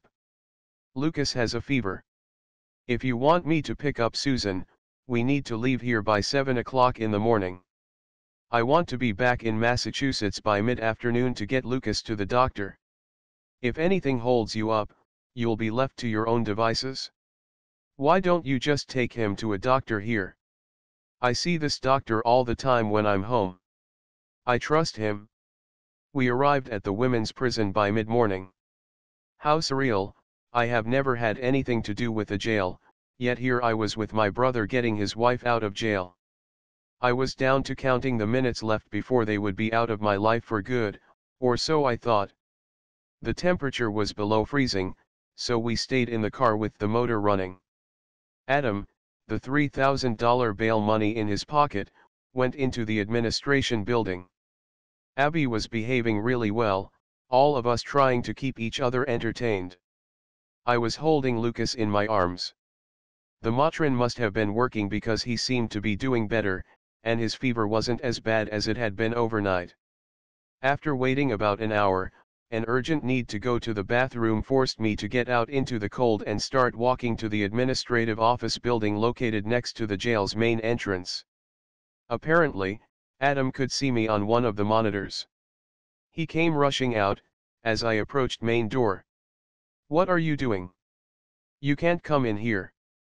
Susan is being processed. She should be through it in a few more minutes. What do you mean, I can't come in here? I want to use the bathroom. Is there a law against that? My brother was certainly acting very strangely. He's up to something, I thought. He had the look of a child caught with its hand in the cookie jar. Look, wait here a moment, Amelia, I'll see what I can do. He was back a minute later. Come on. He led me inside and pointed to a female restroom on the visitor side of the security screen. You can use that. What's the big deal? It seems like it's for public use. I pushed quickly through the door. The pressure on my bladder and its aching cry for immediate relief was pushing all other concerns from my mind. Adam was waiting by the door when I had finished. His behavior certainly seemed odd at the time, but I let it go thinking he was stressed with getting Susan processed. It wasn't until a couple of months later when the return of the bail money was past due, and I was asking Adam what he knew about it and when that the memory of the event flashed into my mind. Adam didn't want me in there making inquiries and talking directly to the authorities about the return of mine and Michelle's bail money. He was making his own arrangements with them. A few minutes later, Susan was ushered through the security door, and Adam rushed to her. It was quite a scene watching the two of them blubbering and mauling each other, but I was relieved that she was finally released, and I could get my babies out of there. Susan didn't say a word all the way to her home. Adam was quiet apart from a few words with the children, but his main preoccupation was with Susan. He held her close to his body, protecting her, fiercely determined that no one would take her away from him again. Like Adam, she apparently didn't believe in showering, her hair was filthy. I stopped in front of their house, but I didn't turn off the motor. And then, much to my chagrin later and against my better judgment, I took a few $100s from my pocketbook and handed them to Adam. I have no idea what your plans are, Adam, but that is the last of the money you will get from us. You'll have to find another way, get a job. I know it's a novel idea to you, but try it. I'll pay it. Don't, Adam. You may have the best of intentions right now, but your track record proves otherwise. I thought about the bail money, but that would require my signature for cashing, so I wasn't worried about it. I should have been. He leaned over into the front of the car and kissed me on the cheek. Thanks, Amelia. I'll get us on our feet, get the kids back and be a family again. You'll see. He hugged Abby and Lucas and left with Susan, grasping her hand. I watched them go. A forlorn, sad-looking couple wandering toward, what future did they have that would be different? I couldn't see anything other than more of the same. I drove off and that was that. I called Adam a couple of months after I had arrived back in California. Adam, where is my bail refund? How would I know? He said, the belligerent tone back in his voice. Wouldn't that be sent directly to you? He didn't know I had already made calls to the appropriate authorities. I found out the bail money had been sent to Adam's address back in March. Usually, but when I inquired at the jail they said the check had been sent to you at your request. He did not miss a beat, answering immediately, they lied. They always lie. I swear to God, I never got it. I had also found out from the county corrections department the name of the bank he used to cash the check. The bank sent me a copy of the canceled check, Adam. Your signature was on the back along with your license number and other personal information? His response was vintage Adam. Anybody could have signed my name and gotten the other details. Looks like someone stole it from the mailbox, happens all the time. You're a lying SOB, Adam. The handwriting was definitely yours. You forged my signature, and then told them I had signed the check over to you. It occurred to me that on the day we went to get Susan out of the jail, the day I needed to use the bathroom, you didn't want me going inside the administration building. Why, I realize now, is that you were afraid I might ask about how and when the bail money would be returned. You were planning to steal that money from Michelle and me even before Susan was out of jail? You're crazy. No. I'm just getting a little smarter. I could have you back in jail in a heartbeat for forgery, but I'm not going to do that. Just stay away from us, Adam, for good. I have receipts for the tens of thousands of dollars we sent you over the years and plenty of emotional scars to go with them. Enough is enough. I ended the call and thought I was done with him for real this time, but I would be wrong, again. There would be a period of hostile phone conversations involving his children and more money. That wasn't so bad, I had toughened up enough to deal with him.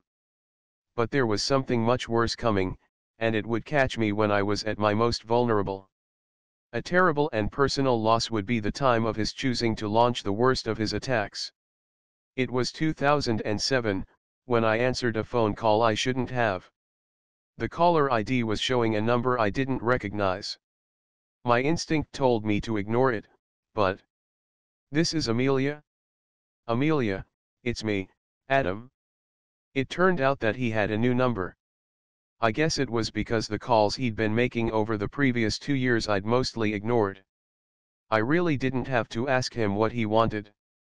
Social services and my involvement with his children's lives had kept me informed of his contact with them. I knew he was losing them, but I didn't give a damn about him anymore. Cut to the chase, brother. You want money? I told you 2 years ago, there's no more for you. We are helping out your children, but that's it? This is to help the children. I have found an apartment. My lawyer says that if I have place to live, I have a chance at getting all the children back. He said in a voice that he was struggling to keep under control. Things are going much better. I have a job, and if I can get that apartment, the lawyer is confident the court will give me back the children. That's what Susan and I want, Amelia, more than anything else in the world. No, it isn't, or you would have made sure of that a long time ago. You and Susan brought this on yourselves. You ignored all of the advice from those of us who tried to help you. Now you have to wear the consequences of your selfishness. I don't care what you and Susan want, or what happens to you, there is no more money. I flipped the cell phone lid shut. I was kept informed about what was going on with Adam through his lawyer, social services, the children, and the foster families. There was serious talk about the children being adopted. I spent hours in conversations with social services to see if there was any chance of Jack and me adopting any of the children. Our consideration mainly focused on Keith. There were encouraging signs that the other children were making progress, and they were thought to have a real chance of being adopted by the foster families they had been living with. I was sure that Keith had no chance because of his extreme behavioral problems. Adam's telephone calls continued on through August and September of that year. I took a few of them, but ignored most. Of those I answered, I always said, no, and always finished by hanging up on him. His messages were obnoxious, each one more abusive than the other. All I need is a measly $1,200 for the rent to get that apartment. You won't even help me with that. You're a fucking bitch, Amelia. He screamed. It was this message that finally got to me. I've had enough, Amelia.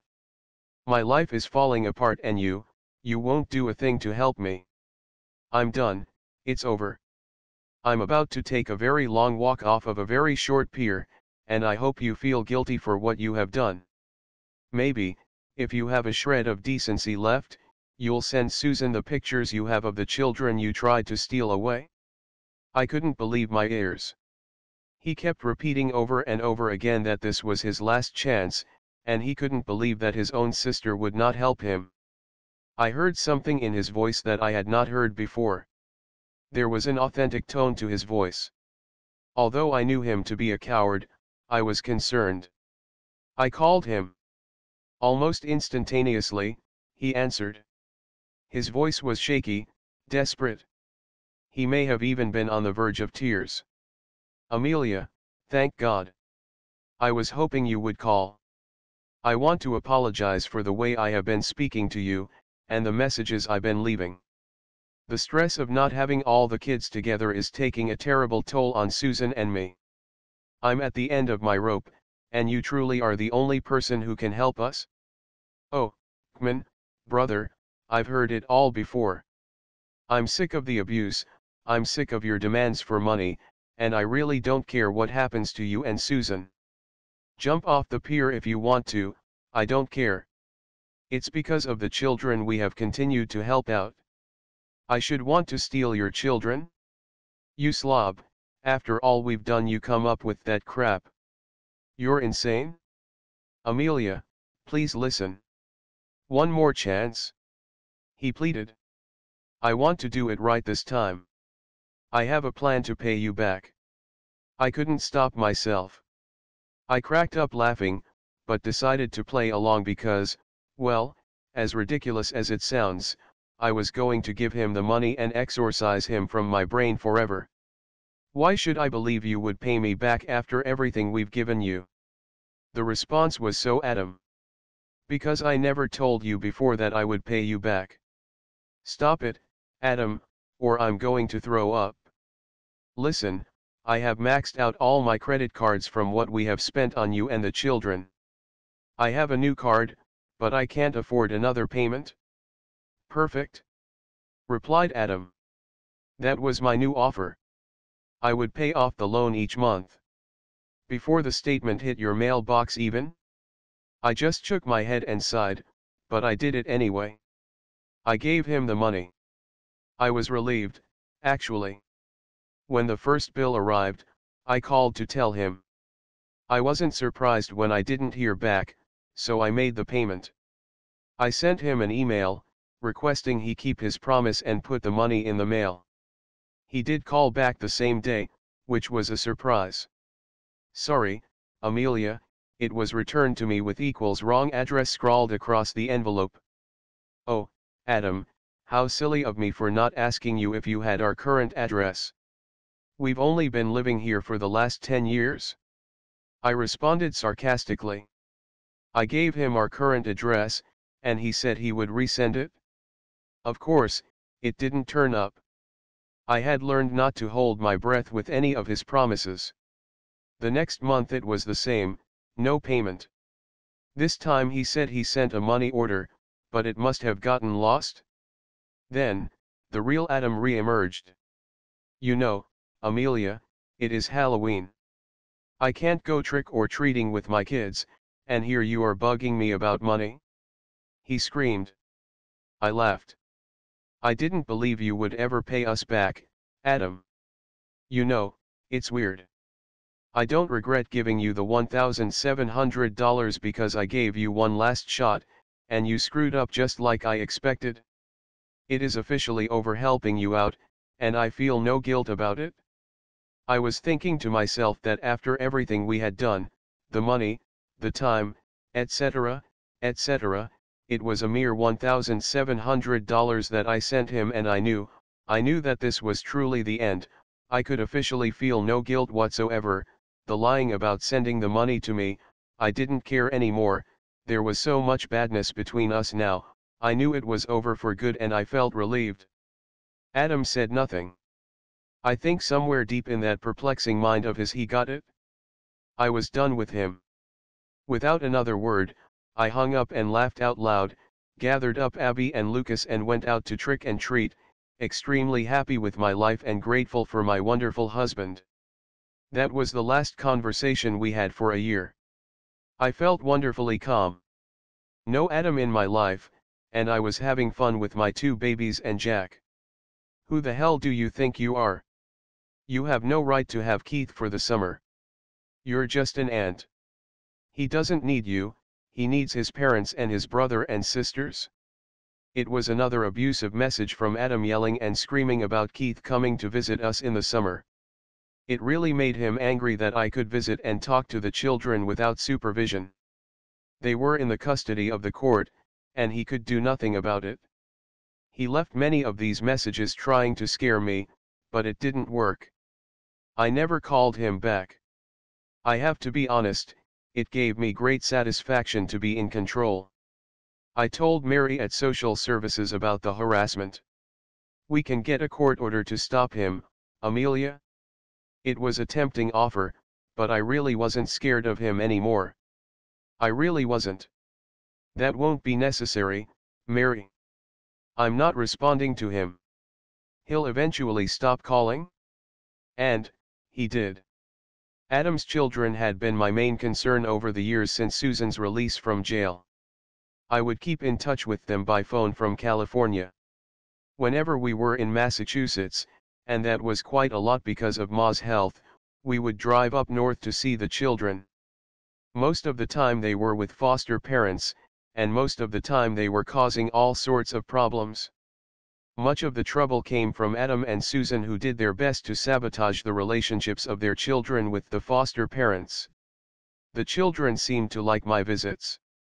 I tried to talk some sense to my brother during one of our rare conversations. Brian, 14, and Becky, 12, behaved so badly in foster care that nobody wanted to take them. Eventually, the court judge sent them back to Adam and Susan, where they were to remain in the protective custody of the court until they reached 18 years of age. I was pleased that I had a part in looking out for their best interests. During our visits, some of the children would tell me about their foster parents, usually complaining that this one was mean, or they didn't get breakfast that day, and other happenings that were very disturbing. I would take these complaints up with Mary, and she would look into all of them. I suspected the children were being coached to do this by their father and Susan, but it still worried me. I'd heard some nightmare stories about the way some foster parents were with children in their care. My relationship with Mary, knowing that she was looking out for the children, was reassuring. To be fair, some of the children behaved so badly that at times the foster parents had to be at their wits' end. There were stories of the children trashing homes and putting rolls of toilet paper down the toilet bowl to clog it. Keith, the most troubled one, was very violent. He would fight anyone and punch holes in the walls of the homes and buildings. He spent a lot of time in psychiatric hospitals and group homes. They were all lashing out in their own ways. Cindy and Becky would try to jump out of cars on their way to school, or other court-ordered appointments with doctors and social service officials. At first the children were paired up. Keith and Brian, Cindy and Becky, and Grace and Lily were together. Catherine and Lily were eventually adopted by their original foster care parents. As a psychology major, I found it interesting that two of the pairs, Cindy and Becky and Brian and Keith, fought like the dickens. I thought that they would look out for each other, but they didn't. I'm still puzzled by it. Eventually, they were separated and sent to different homes, many different homes. Grace, 9, who was on her own, did much better. She was adopted by the foster family she had from the beginning. On one of our trips up north, we met with Grace and her adopted mother, Madeline. She was a little reserved, but it seemed like we would be able to keep our relationship with Grace. Abby was delighted. She and Grace got along well together. This was an uplifting experience for me. After looking out for the children for most of their lives and experiencing so much of their pain and struggle, I felt a strong bond with all of them. Keith, because of his extremely bad behavior, was the one I was most concerned about. Despite his destructive and self-sabotaging conduct, I was not going to give up on him easily. It was until after the shocking mess my sister, Michelle, got into trying to help the boy that I knew Keith was beyond anything I could do for him, and that his best chance had to be left in the hands of the professionals. However, Michelle contacted me, and she wanted to do something to help Keith. Jack and I had planned to have Keith with us in California for Christmas in 2006. I mentioned earlier that Adam had accused us of wanting to steal his children. Nothing was further from the truth, of course, but I knew he was sick. Adam had been seen by professionals of a psychological and psychiatric service contracted to social services who said, Mr. Allerton's provisional diagnosis is paranoid personality disorder. He is estimated to have superior to gifted intelligence. Mr. Allerton's views are extreme and under stress could manifest into harmful behavior. The paranoid Adam could have truly believed we were trying to steal his children. He kicked up such a fuss with social services that we gave up on bringing Keith out to our home that year. I felt badly for him, but I was not willing to subject my family to the stress and disruption that Adam would cause. We had been through so much, and the timing was not right, certainly not then. Even the courts, with the powers given them by the legislature, could not keep Adam and Susan from negatively influencing the lives of their children. What hope did we have? Here is an extract from a 2005 court document that relates to Keith and his parents. While Keith is connected to his biological family, the court concludes that, on the whole, his parents have not played and do not play a constructive role in his life. They express affection and love, but this becomes lost in their desire to control their child's thoughts and reactions to his experiences.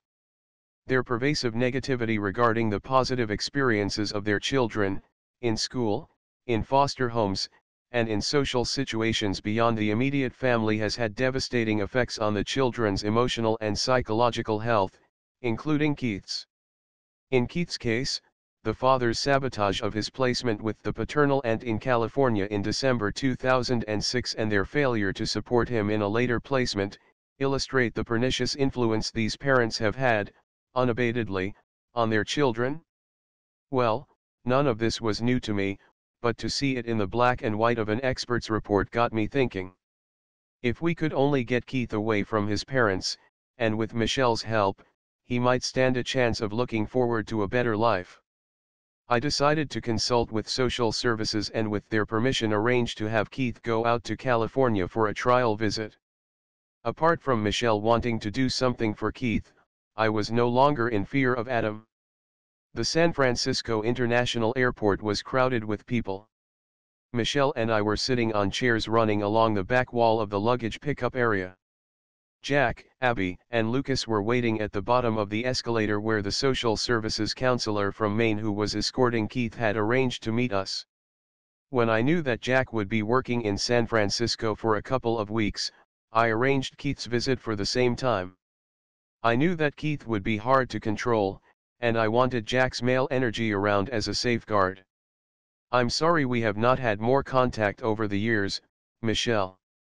When you left home, none of us knew where you had gone, or what you were doing. It was only that you contacted Ma that we knew you were and living in Sacramento. I checked out. I had to get away from that house. Jesus, Amelia, that whole situation was bizarre, wasn't it? Ma gets pregnant with me while sleeping with your father's brother, and while Uncle Bill is away in Korea. Jesus. You were smart to leave home as soon as you were old enough. You made a success of your life. Look at the rest of us, failures. Adam is a pig, who can't do a thing wrong in Ma's eyes. He's become crazier with the passing of the years. You were best at handling him because you were older? Michelle was staring in the direction of the children. They get along together. Jack seems like a nice man. Were you angry at me for leaving home? I asked. I guess I was. But, you know, we were very different. I realized that later in life. You found a partner, though. Were you happy? I saw that her eyes were misty. Yes, we loved each other. Together we bought the cute little cottage in Sacramento that I'm still living in today. When Roberta died of cancer, I didn't think I could go on. I called Ma. She gave me an update on the family news. Most of it was about Adam's troubles. I'm glad you're here, Michelle, I said and gave her a hug. Jack was waving to us. Oh, they've arrived. We stood up as the entourage walked up. It was wonderful to see that it was Mary who accompanied Keith. I hugged her. What a lovely surprise, Mary. Welcome. I hope you both had a good trip. Yes, we did. Keith was a model passenger, weren't you? Mary said looking at Keith. Jack was holding Lucas, and Abby was standing off to the side of Keith. Hello, Keith? I said stooping down to kiss him on the cheek. He immediately stepped back and wiped away my kiss. My dad said you wanted to steal me from him. I looked at Mary and shrugged. This wasn't going to be easy. That's rubbish, Keith. Jack interjected with the brusque Australian manner he could bring forward when he wanted to make a point. He had Keith's attention immediately, and I'm sure I saw Mary and Michelle do a double take. Your Auntie Amelia brought you out here, so she and your Auntie Michelle could get to know you better while at the same time having fun with Abby and Lucas. That's what summer vacation is supposed to be for normal kids, lots of fun. Mary left us for her hotel. She was returning to Maine the next day. I found it rather unsettling when she gave me the antipsychotic drugs that Keith had to take. Michelle had lunch with us at the airport restaurant. She and Keith seemed to be getting along great. We arranged with her to come and stay at our home later in the week. From the first day, Keith started acting out and being disobedient. He had a quick temper. He liked Lucas, and they played well together, but when Lucas aggravated him or made him angry he would scream and aggressively push Lucas away. Lucas liked him, though. Abby was different, she was a year older than Keith and was able to hold her own. Jack was away for the day, and I thought it would be a good idea to get out of the house and take them for a ride to the ice cream parlor. Okay, who wants an ice cream? All hands went up. Keith gave me a huge grin, which immediately wiped away all the stressing over the squabbles I had been dealing with through the morning. It wouldn't last. The children had eaten their ice creams, and Abby and Keith were playing in the park. I had put Lucas in the car seat because he had fallen asleep. As a little guy of 4 years of age, he just couldn't keep up with the other two. I looked at my watch, it was time to go. Abby, Keith, come on, we're leaving. Abby ran over right away. Keith ignored me and ran to a set of monkey bars. Come on, Keith. We're leaving. It took 5 minutes of coaxing, pleading, and threatening to get the boy to the car. When I opened the car door he climbed in yelling and swearing. You fucking bitch! He screamed viciously, kicking everything he could lay into, and breaking 2 of the air vents at the back of the center console. Lucas woke up and started crying. Abby tried to comfort him. Keith continued his rant and would not put on his seat belt. Frustrated, angry and at wit's end, I started the car and drove straight to my local sheriff's department building, a few minutes' drive from the park. I don't know what the deputy said to Keith, the sheriff was out of the office, but on the drive home he was very quiet. Lucas was asleep, resting his arm on Abby from his car seat. You're lucky the policeman didn't put you in jail, Keith? Said Abby. You were being so nasty to us, and you made Lucas cry. You won't get any more ice creams, will he, Mummy? I could see a very contrite Keith in the rear-view mirror. A tear from the corner of one eye was trickling down his cheek. His eyes were trained on me. I'm sorry, Aunt Amelia. He blurted out. Then the first tear was followed by a flood. Of course, my heart melted. I thought of all the boy and his siblings had been put through. Raised by sick parents, what chance did any of them have? They all needed a ton of love, care, and validation. I really doubted, though, that I had the capacity to do what it would take, and I didn't want my children to have to go through what had happened earlier again. After we got home, I sat down on the couch next to the still subdued boy and put my arm around him. Aunt Amelia, are you going to tell Uncle Jack about today? Yes, Keith? I said. We don't keep secrets from each other. Uncle Jack is a kind man, and we all know what you have been through, but you have to understand that we won't put up with the way you behaved today. If it happens again, we'll have to put you on the next plane back to Maine. I stroked his hair. His head was slightly bowed, as he stared at his hands, clasped tightly together between his knees. Back to the foster home? They hate me there? Keith, they don't hate you. But, when you behave badly, it's hard for people to like you. My dad says those people are just trying to take us away from him and Mom. He says that about you? I ruffled his hair and kissed his cheek. We know that's not true, don't we? You are family, and we love you. Now, off you go and have some fun. Abby is in the sunroom. Auntie Amelia, you could adopt me? Talk about being caught off guard. Certainly we had thought about it. It was part of the reason we had him staying with us. We might look at that later, Keith, but first we have to see if you can behave yourself. There would be no way we would, if you repeated the likes of today's tantrum.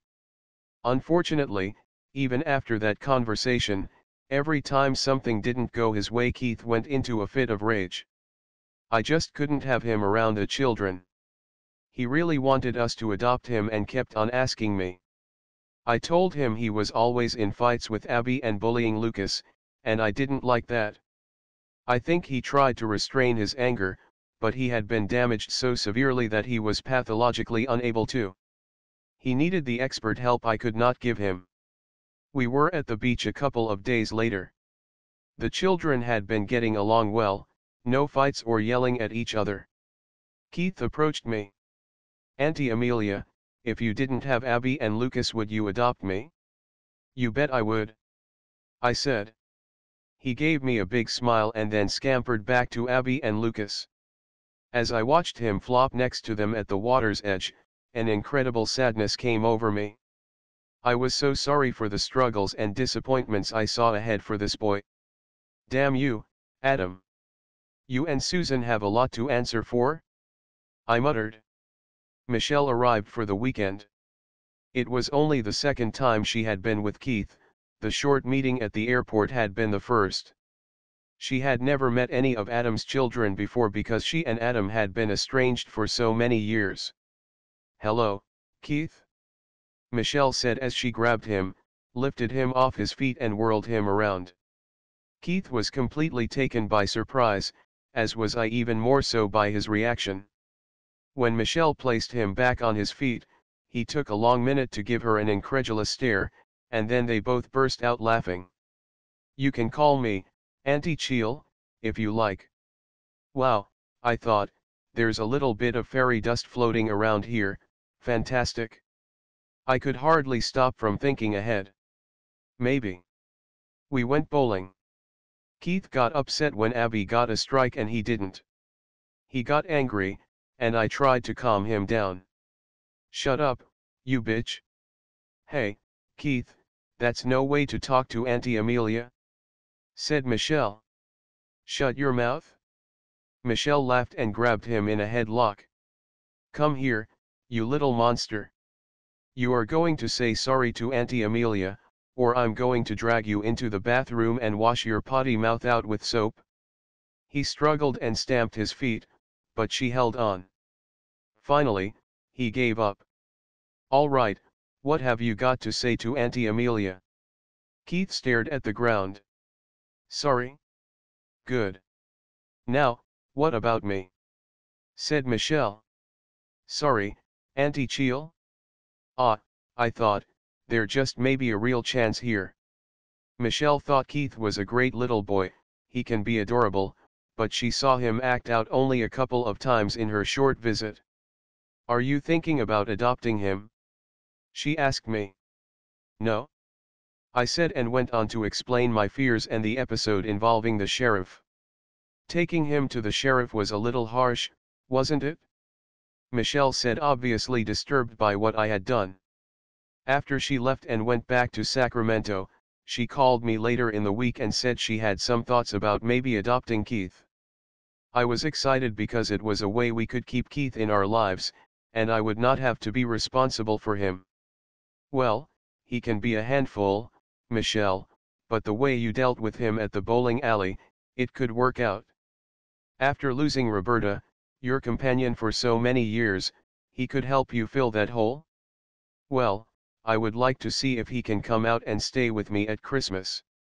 "Will you help me with that?" "Yes, of course. I can give you a contact at the main social services department. I'll let them know you will be calling." "Thanks. And, Michelle, any help you need, we are there for you and Keith." Everything went well with the main social services officers, and they agreed for Keith to spend some time with Michelle over Christmas.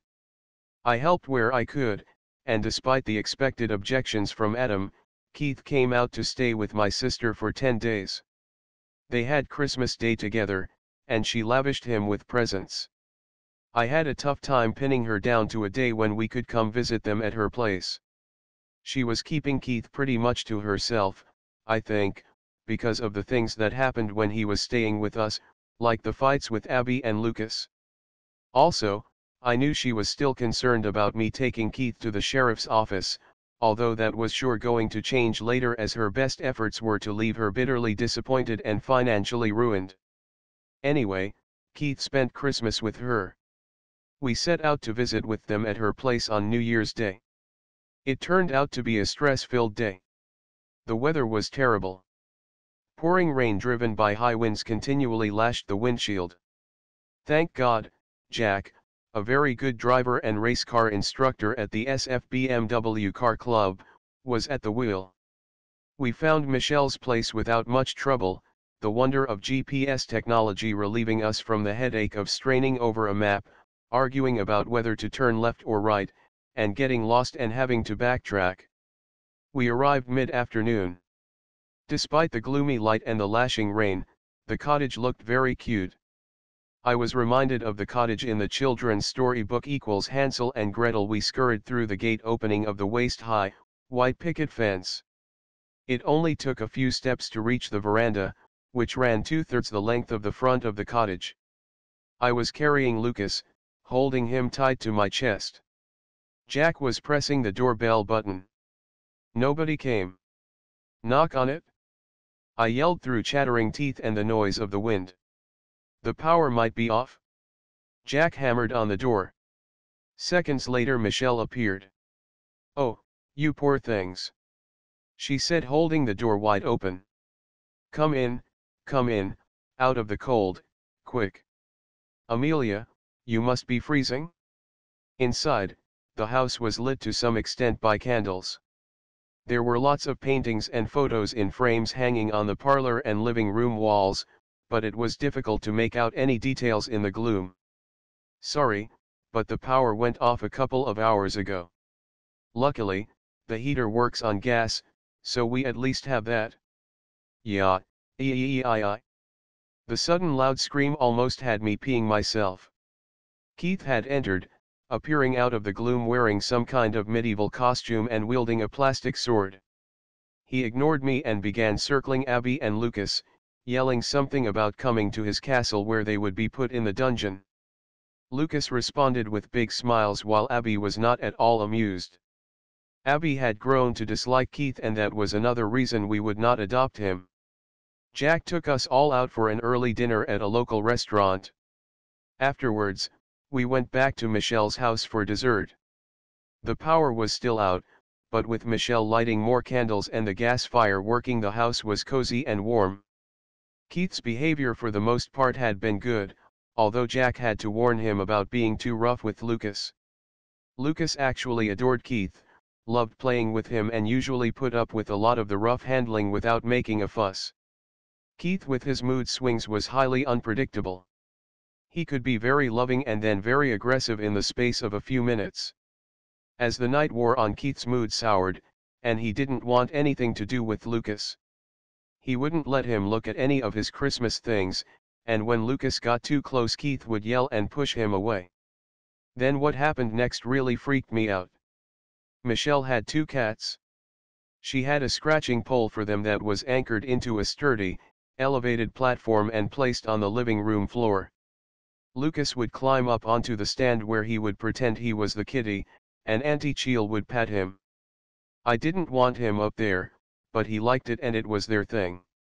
Keith got very jealous.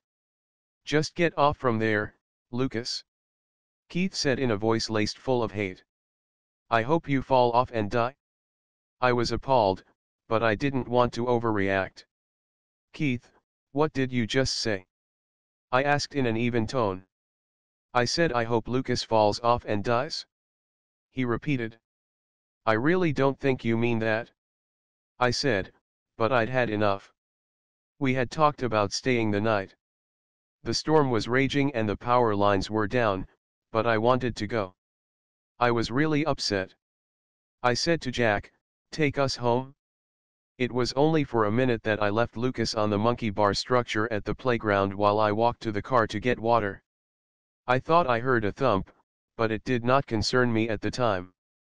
As I walked back to the playground, I saw that a young couple were bending over a tiny figure on the ground. I ran. Blood was everywhere. The woman was holding Lucas's wrist and shaking her head. I woke up in my bed screaming. Horrified, I slid out of the blankets and stumbled through the darkness to Lucas's room. I had to be sure he was all right.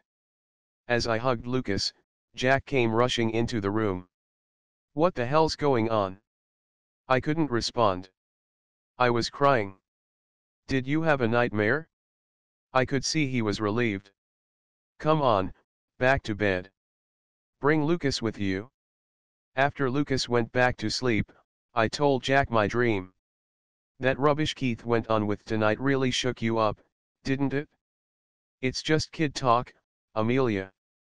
Kids fight among themselves, and Lucas is going to take a few knocks as he grows. He'll learn to deal with them, as long as you don't overprotect him.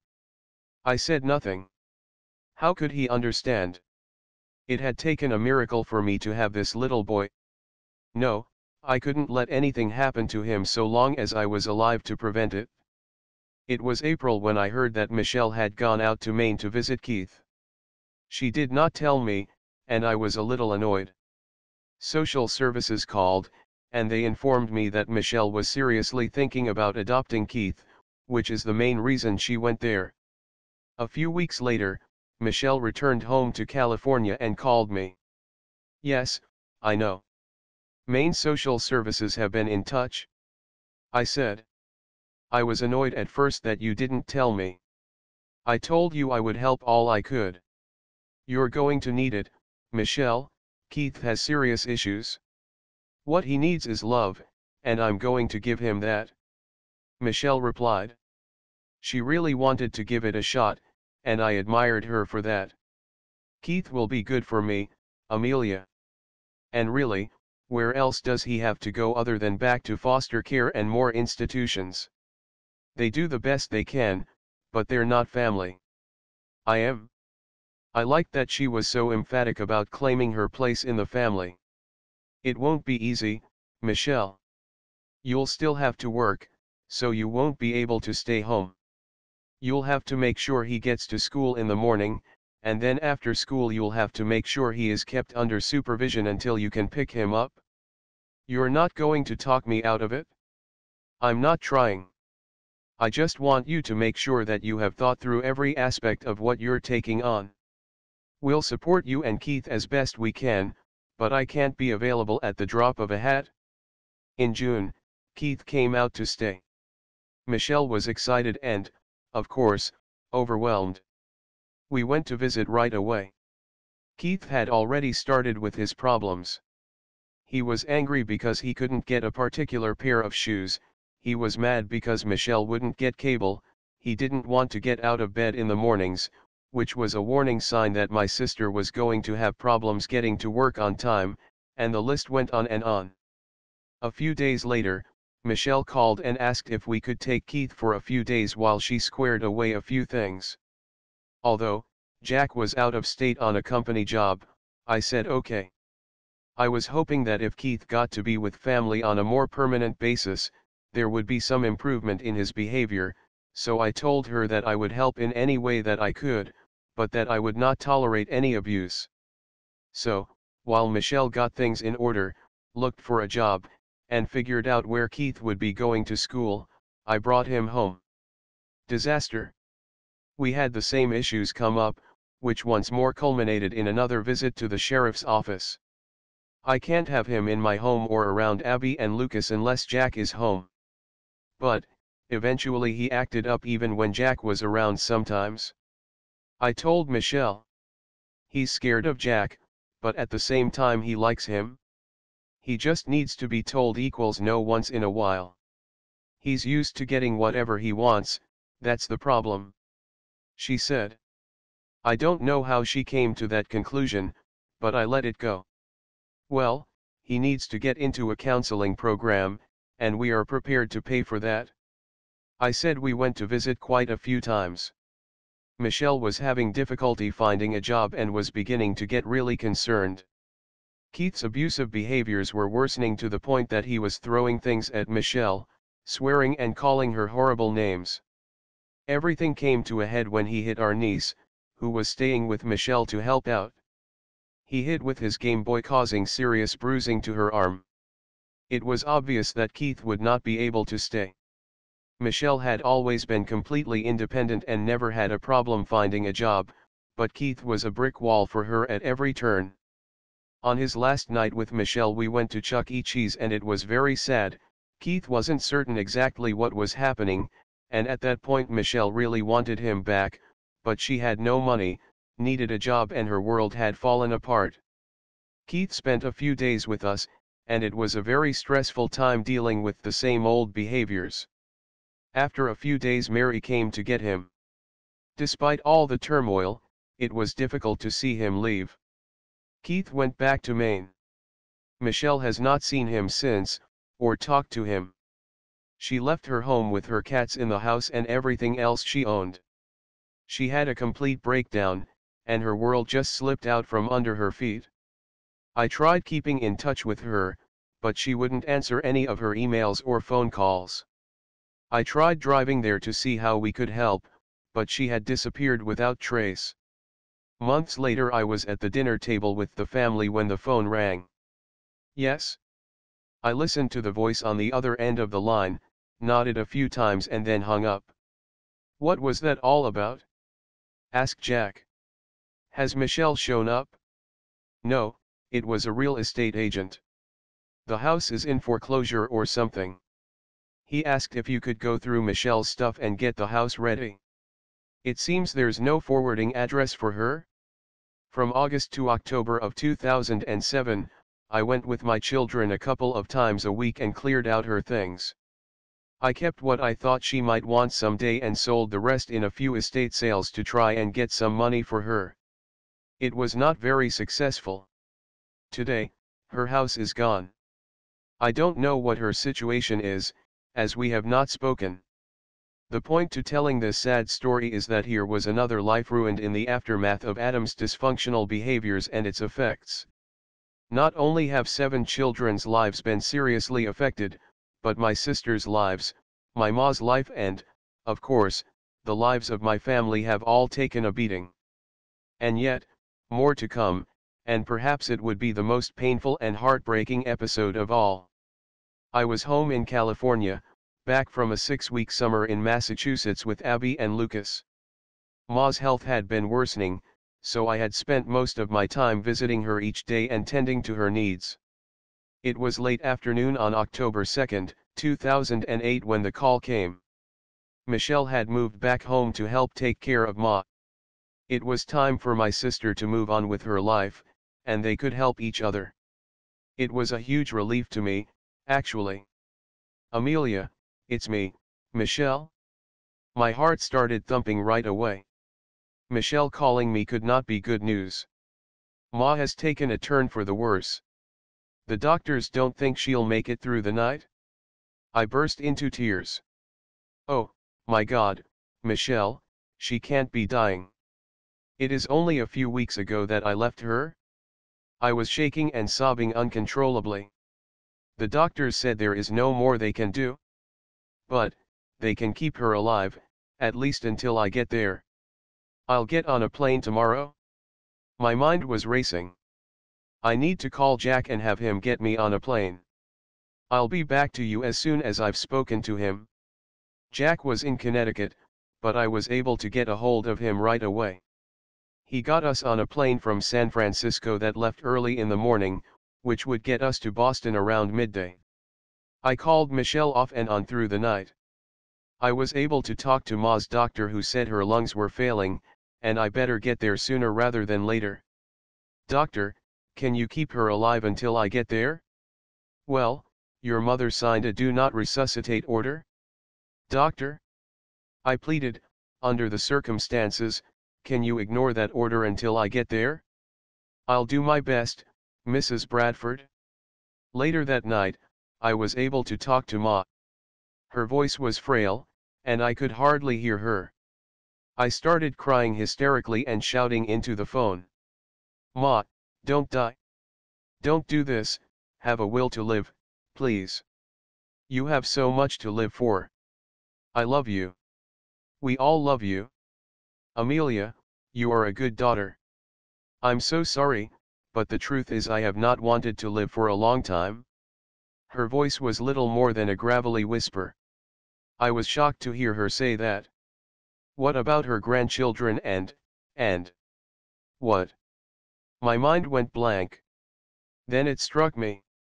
She had been living with failing health, suffering for a long time. And, there was the burden of the Catholic guilt that many of the faith carry.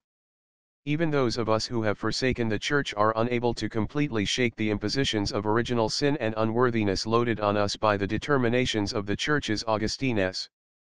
Tortured by their own brooding introspections, they cloistered in monasteries to shelter from the harsh life of the real world. She told me again that she was sorry.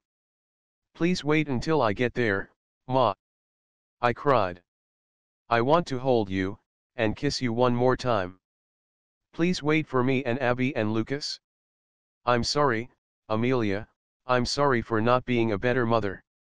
I'm sorry I put you." "No, no, Ma. You have been wonderful. You always tried to make sure we had all we needed when we were children. I love you." "Hello, Amelia, it's me, Michelle." Her voice was surprisingly gentle. "Ma's exhausted. She needs to rest now." "Yes, yes," I sobbed. "Michelle, I want you to promise me that you will have Ma resuscitated, if something happens before we get there?" After Michelle hung up, I managed to stop crying.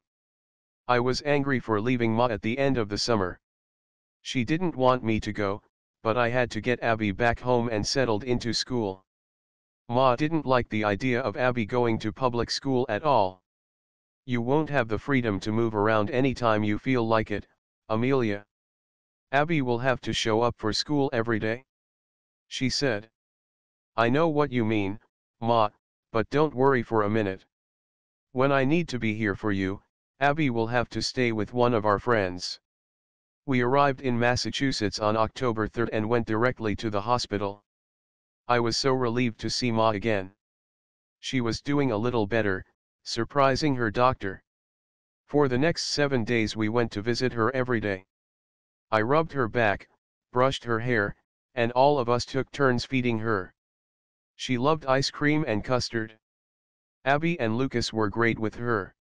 They loved their Nana, and she adored them. I began to hope that she was going to be okay, although, she still had trouble speaking. I gave her a manicure and joked that she owed me $80 because I was the best and she got the best. She laughed when I said, "Since you are my mother, I'll only charge you $75. As much as I wanted to stay with her all day and through the night, it was impossible. The children had to be cared for, and they needed a place to stay where there were no germs, and where they could get a good night's sleep. Michelle was with her most of the time, anyway. On October the 10th she was released from the hospital. It was wonderful to see her back home, in the car alongside me and then in her own bed. She was amazing. "You should get back to California now, Amelia," she said. "I'll be fine, and Michelle is here to take care of me." I hugged and kissed her and tried not to cry. It was with a great deal of reluctance that the children and I left 2 days later. Michelle called me at 10:30 p.m. on October the 16th to tell me Ma was gone. The trip home to Massachusetts was awful. I had a fever, a temperature of 104. On the plane from San Francisco to Denver I sniffled, sneezed, coughed, and cried. Lucas was my bright spot, being ever so gentle and telling me not to cry. After a short layover in Denver, we left for Boston. Lucas and I were playing and talking, but my mind kept going back to the fact that Ma was gone. I was never going to see her again. I couldn't fathom that she had really died. Perhaps it is something we all do with the loss of those we love, denial. Finally, we landed equals back home. No, I knew that I would never again refer to Boston as equals back home. In fact, I felt that with Ma gone it was possible that I wouldn't return to Boston ever again. There was no point. Equals back home was now in California with my husband and children. The cab pulled up in the parking lot outside the entrance to Ma's apartment complex. Despite the children being with me, and Jack soon to join us from Connecticut, I felt very alone and so sad. I stared at the front door, memories flooded my mind. One of my favorite things to do with her was to call when Lucas said something cute, or when Abby had a flawless dance recital. We had this tradition where every Christmas Eve we would talk for hours while I wrapped presents. Michelle opened the front door. I jumped out of the car, tears once again beginning to roll down my cheeks. We held each other, sobbing. "I'm glad you're back, Amelia," she said. Ma wanted to go. She was comfortable and ready. I never saw her looking so peaceful. "I'm sorry you weren't here." "You know what, Michelle? I'm grateful I was able to be here with her 5 short days ago. Come on, let's go inside." Actually, I wasn't feeling particularly brave about going into Ma's house. There was a lot of stuff to go through, a lot of memories that would come up, some of them joyful, many of them painful. Michelle led the way. My phone rang. It was Adam. "Go ahead, Michelle. Children, go with Auntie Cheel." I waited until they were inside. "When did you do it?" "What? Clean out Ma's bank account? You must have done it before she died. Where is your shame, Adam? I'm the executor of her will. I'm in charge, Amelia, of all her possessions." "Good, then you will have the money to pay for the funeral expenses?" "I heard you are at Ma's. Don't touch anything until I get there?" "Take a dump, Adam. I'll do what I like," I said, and then flipped the cell lid closed. What a creep, I thought, not a mention of Ma's death, or even hint of sadness in his voice. What the hell? Adam's behaviors no longer surprised me. All I could do was pray for his soul. Little did I know of more dirty dealings yet to come. I walked inside Ma's apartment. Immediately, I could smell and feel her presence. I was in a kind of fog for the first couple of hours. Michelle and I were looking at each other trying to figure out where to start. That was soon taken care of when Margaret arrived with 4 of her children. I was happy, though, that Abby and Lucas would have the 2 younger cousins to play with. Margaret and I embraced, and then immediately, and I mean immediately, she and 2 of her daughters started going through everything. They seemed to be in and out of every room all at once. I was stunned by the swiftness of it all. It was surreal, almost as if what was happening had been rehearsed. We were all talking over each other and at times arguing. We wanted to do different things. I wanted to get out of there as soon as possible. Margaret and the girls worked faster and harder than movers on a $1 million incentive. As far as I was concerned, she was welcome to anything she wanted, which was mostly furniture, so long as I got to check inside each piece to make sure there was nothing precious to me or my children in any of the drawers. I recovered cards, letters, pictures, and things personal that I had sent Ma over the years. In one incident, my 2 nieces were dragging out a large chest. I stopped them and said that I would like to look in it. "It's all Adam's stuff, Boy Scout stuff and such," Margaret answered when Sandra looked to her mother for guidance. "Let me look," I said, suddenly alert. Surprise, surprise, there was nothing of Adam's. But, old school records of mine and some of Ma's doll collection. I didn't see one Boy Scout item. I shrugged, disgusted, and closed the lid. "It's all yours?" Something felt very strange to me. A picture of Adam and Margaret conversing surreptitiously flashed into my mind. What the hell, I thought. Is Margaret selling me out? I better watch her.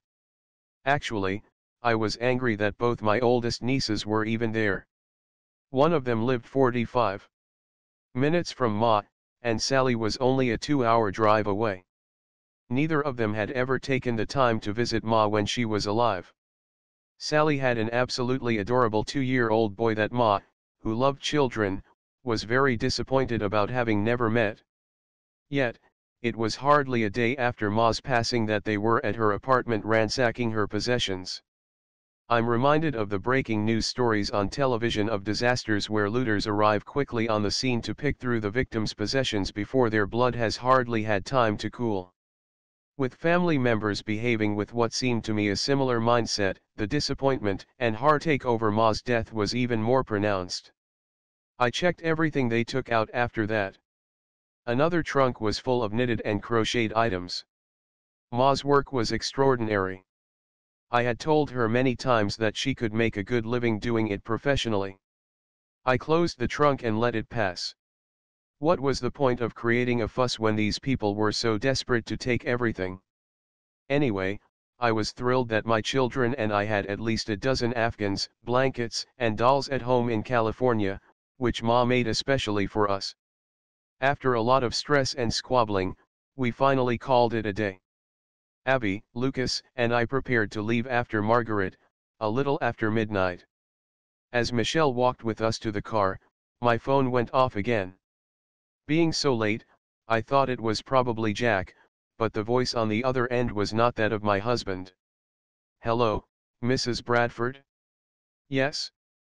Mrs. Amelia, this is Doug Mahoney. I am the funeral director at Mahoney and Patrick. I'm sorry to be calling you at this unseemly hour, but we had a phone call from your brother, Adam Allerton. He said he was the executor of your mother's affairs." "Oh, really? I haven't seen any documentation to that effect." "Well, it is what he claims, and we are not in a position to ignore him.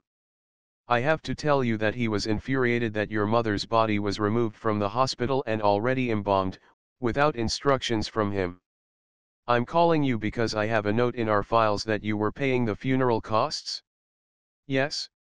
I said, "That's right, but I didn't leave any instructions." "Just a minute please, Mr. Mahoney." I explained to Michelle what had happened. "I certainly didn't give any instructions." "It might have been Frank," said Michelle. Frank, my cousin, was a friend of Doug Mahoney. Doug was very nice, and he went on to say that there seemed to be some miscommunication and that since there was a mix-up Mahoney Patrick would not be charging us anything. The mix-up didn't bother me because we wanted Ma to be viewed. I certainly wanted to see her one last time. Anyway, Adam had managed to create another full-blown mess, and I was now going to have to deal with him.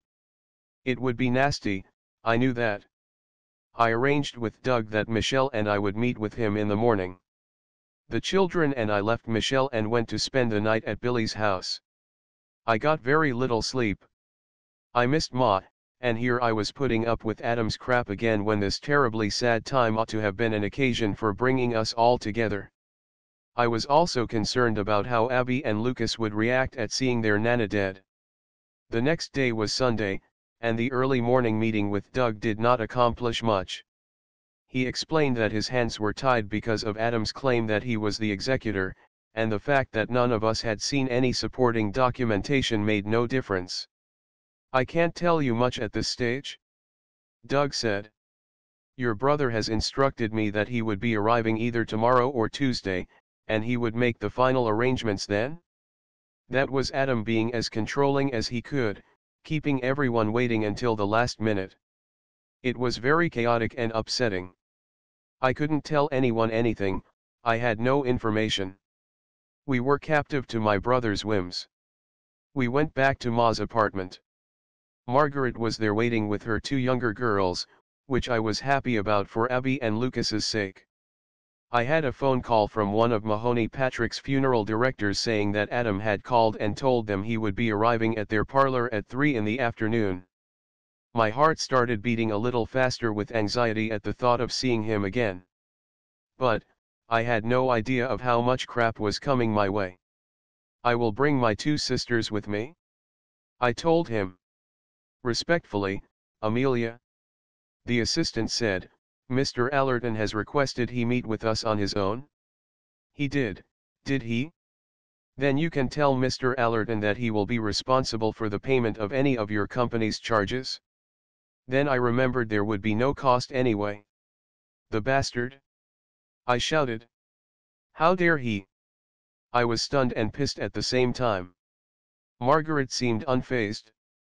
Michelle looked angry, but said nothing. What was it with these women? It did occur to me that they had not had a lot of contact with our mother over the years. Was that it? I decided to hold my own counsel and went on about sorting what was left of Ma's possessions. I had most of what I had wanted or needed by the time we started to clean out her closets. We put the stuff into separate piles to give to Goodwill, hospitals, churches, and other needy institutions. It was a tough task, her whole life was staring me in the face. The emotional side of me wanted to take everything home, it was painful to let it all go. I got through it. The children had fun doing dumpster runs. As I was closing the closet doors, I heard a commotion in the front room. I could hear the children coming in through the front door. I went into the room, and there was Adam with a police officer at his side. I honestly can't remember what I was thinking. I knew, of course, that the officer was there to head off any trouble. In fact, I was relieved to see him. I know I didn't even say hello to Adam. I felt like we were supposed to hug, but there was nothing left between us. The police officer asked to see me and Michelle in the hallway. "Which one of you is Amelia?" he asked. "I am," I said. "And you're Michelle?" "Yes." "What's it to you? What are you doing here?" said Michelle, a surprising belligerence in her voice. "I'm here to see that there is no trouble between you and your brother and, in particular, with you Mrs. Amelia Bradford. He is the executor of your mother's will and—" "Is that so?" I interrupted. "Have you seen any documentation to support his claim? My boss is satisfied that everything is in order. I'm here to escort you off the premises." "You've got a problem there, officer," said Michelle. "I live here, and I'm not leaving. Your brother has said you can stay, Michelle. Now are you going to be a problem, Mrs. Bradford?" I shook my head and went back into the apartment to get the children. I was so angry I wanted to yell at Adam, but I ignored him as best I could. "Abby, Lucas. We have to be going now. Help me with these pictures, please." I reached for the pictures I had set aside. "Leave them right where they are, Amelia. They're pictures of me when I was a baby, Adam. You have no use for them. Leave them right where they are. And, if you want to see Ma, you can do it at 12 o'clock. Tomorrow?" I wanted to attack him right there. The police officer was in the doorway watching. "Officer, this man has been in and out of your police department's custody for 15 years, and I can't believe that you—" "Yes, we know all about your brother, Mrs. Bradford, and I'm sorry to say that this is an entirely different matter. So, that was that. One law-abiding citizen against a seasoned criminal." When we got back to Billy's, Michelle called. She said Adam wanted to know where certain things were, in particular, Ma's jewelry. I said to tell him that I had it all, anything he was asking for, and in particular, the jewelry Ma gave me to sell to get back something of the $60,000 he owed us. Of course, it would never come close to paying all that. Ma, God bless her, even wanted me to take a life insurance policy on her life to help get some of the money back. That was not an option for me. Michelle told me later that Adam was livid. He ranted about getting search warrants, but he didn't have a leg to stand on. Thank God, Jack was arriving early the next day. The clock on the wall of the reception lobby of Mahoney Patrick was showing 12 o'clock noon when we walked in. Billy and Sherry had come with us. Michelle was on her way. Margaret and Tina were coming with Adam and his family. It hurt that Tina hadn't contacted me despite the messages I left for her to call me back. Doug was waiting in the lobby, and he took Jack and me into the viewing room while the children waited in the reception area. I lost it. Sobbing loudly, with tears streaming down my cheeks, I sat next to the open casket, babbling words I can't recall clearly, kissing Ma's face, and noticing how cold her skin felt. I do remember thinking how inanimate and waxen the human body looks when the soul has left it. It was a very painful and surreal situation. Jack was standing at my side. As always, he was an anchor of strength when it came to family matters. "Do you want to say anything to Ma? Like, maybe, thanking her for giving you such a beautiful wife?" I said, trying to bring some levity to the situation that in all honesty I did not feel. I have, honey, many times. Jack said as he squeezed my hand. I was touched. It's amazing how something so simple can make a difference. I think you had better get the children to come in and say goodbye to their nana now. I don't want to be here when Adam arrives at 1 o'clock. Jack left and came back with Lucas. Abby said she would wait for Auntie Michelle. Lucas climbed onto my lap, looked for a time at his nana and then leaned over to touch her face. "Goodbye Nana, I love you," he said. That set me off again, and he turned and hugged me tight. I didn't know how I was going to leave her. Michelle came in with Abby, who stood at the side of the casket and stared at her nana. She bent over and kissed Ma gently. Michelle didn't stay long. It's funny how we're all so different. I didn't want to leave, and I was so grateful that Jack and the children stayed with me. Finally, Jack tapped my shoulder. "Adam will be here in 10 minutes, honey." I wanted to stay with Ma, but I knew there would be a scene if I was still there when Adam arrived. How I loathed my brother in those last moments with Ma. "We'll wait outside while you have a few minutes alone, Amelia." The tears flowed freely, as I leaned over the casket to be close to Ma's face and whispered, "I love you, Ma. I'm sorry your life was so sad and that you didn't want to live anymore." I gripped her hand, conscious of how cold it felt. "Now, you can rest in peace. Goodbye, my love." I kissed her cheek and stepped back from the casket. Ma looked beautiful and at peace. "I will carry you in my heart forever, Ma. Thank you so much, Ma, for giving me life. I am so grateful for that last image of her." We left the funeral parlor and passed Adam on the road. As far as I knew, there was no formal reception, or place of gathering for the family after the viewing. Ma was to be cremated and that was it. Sad really that we couldn't all get together to celebrate Ma's life. Jack, the children, Michelle, Sherry, Billy, and I went to lunch at one of my favorite restaurants on the water. My father used to take me there when he was alive. I always enjoyed those occasions.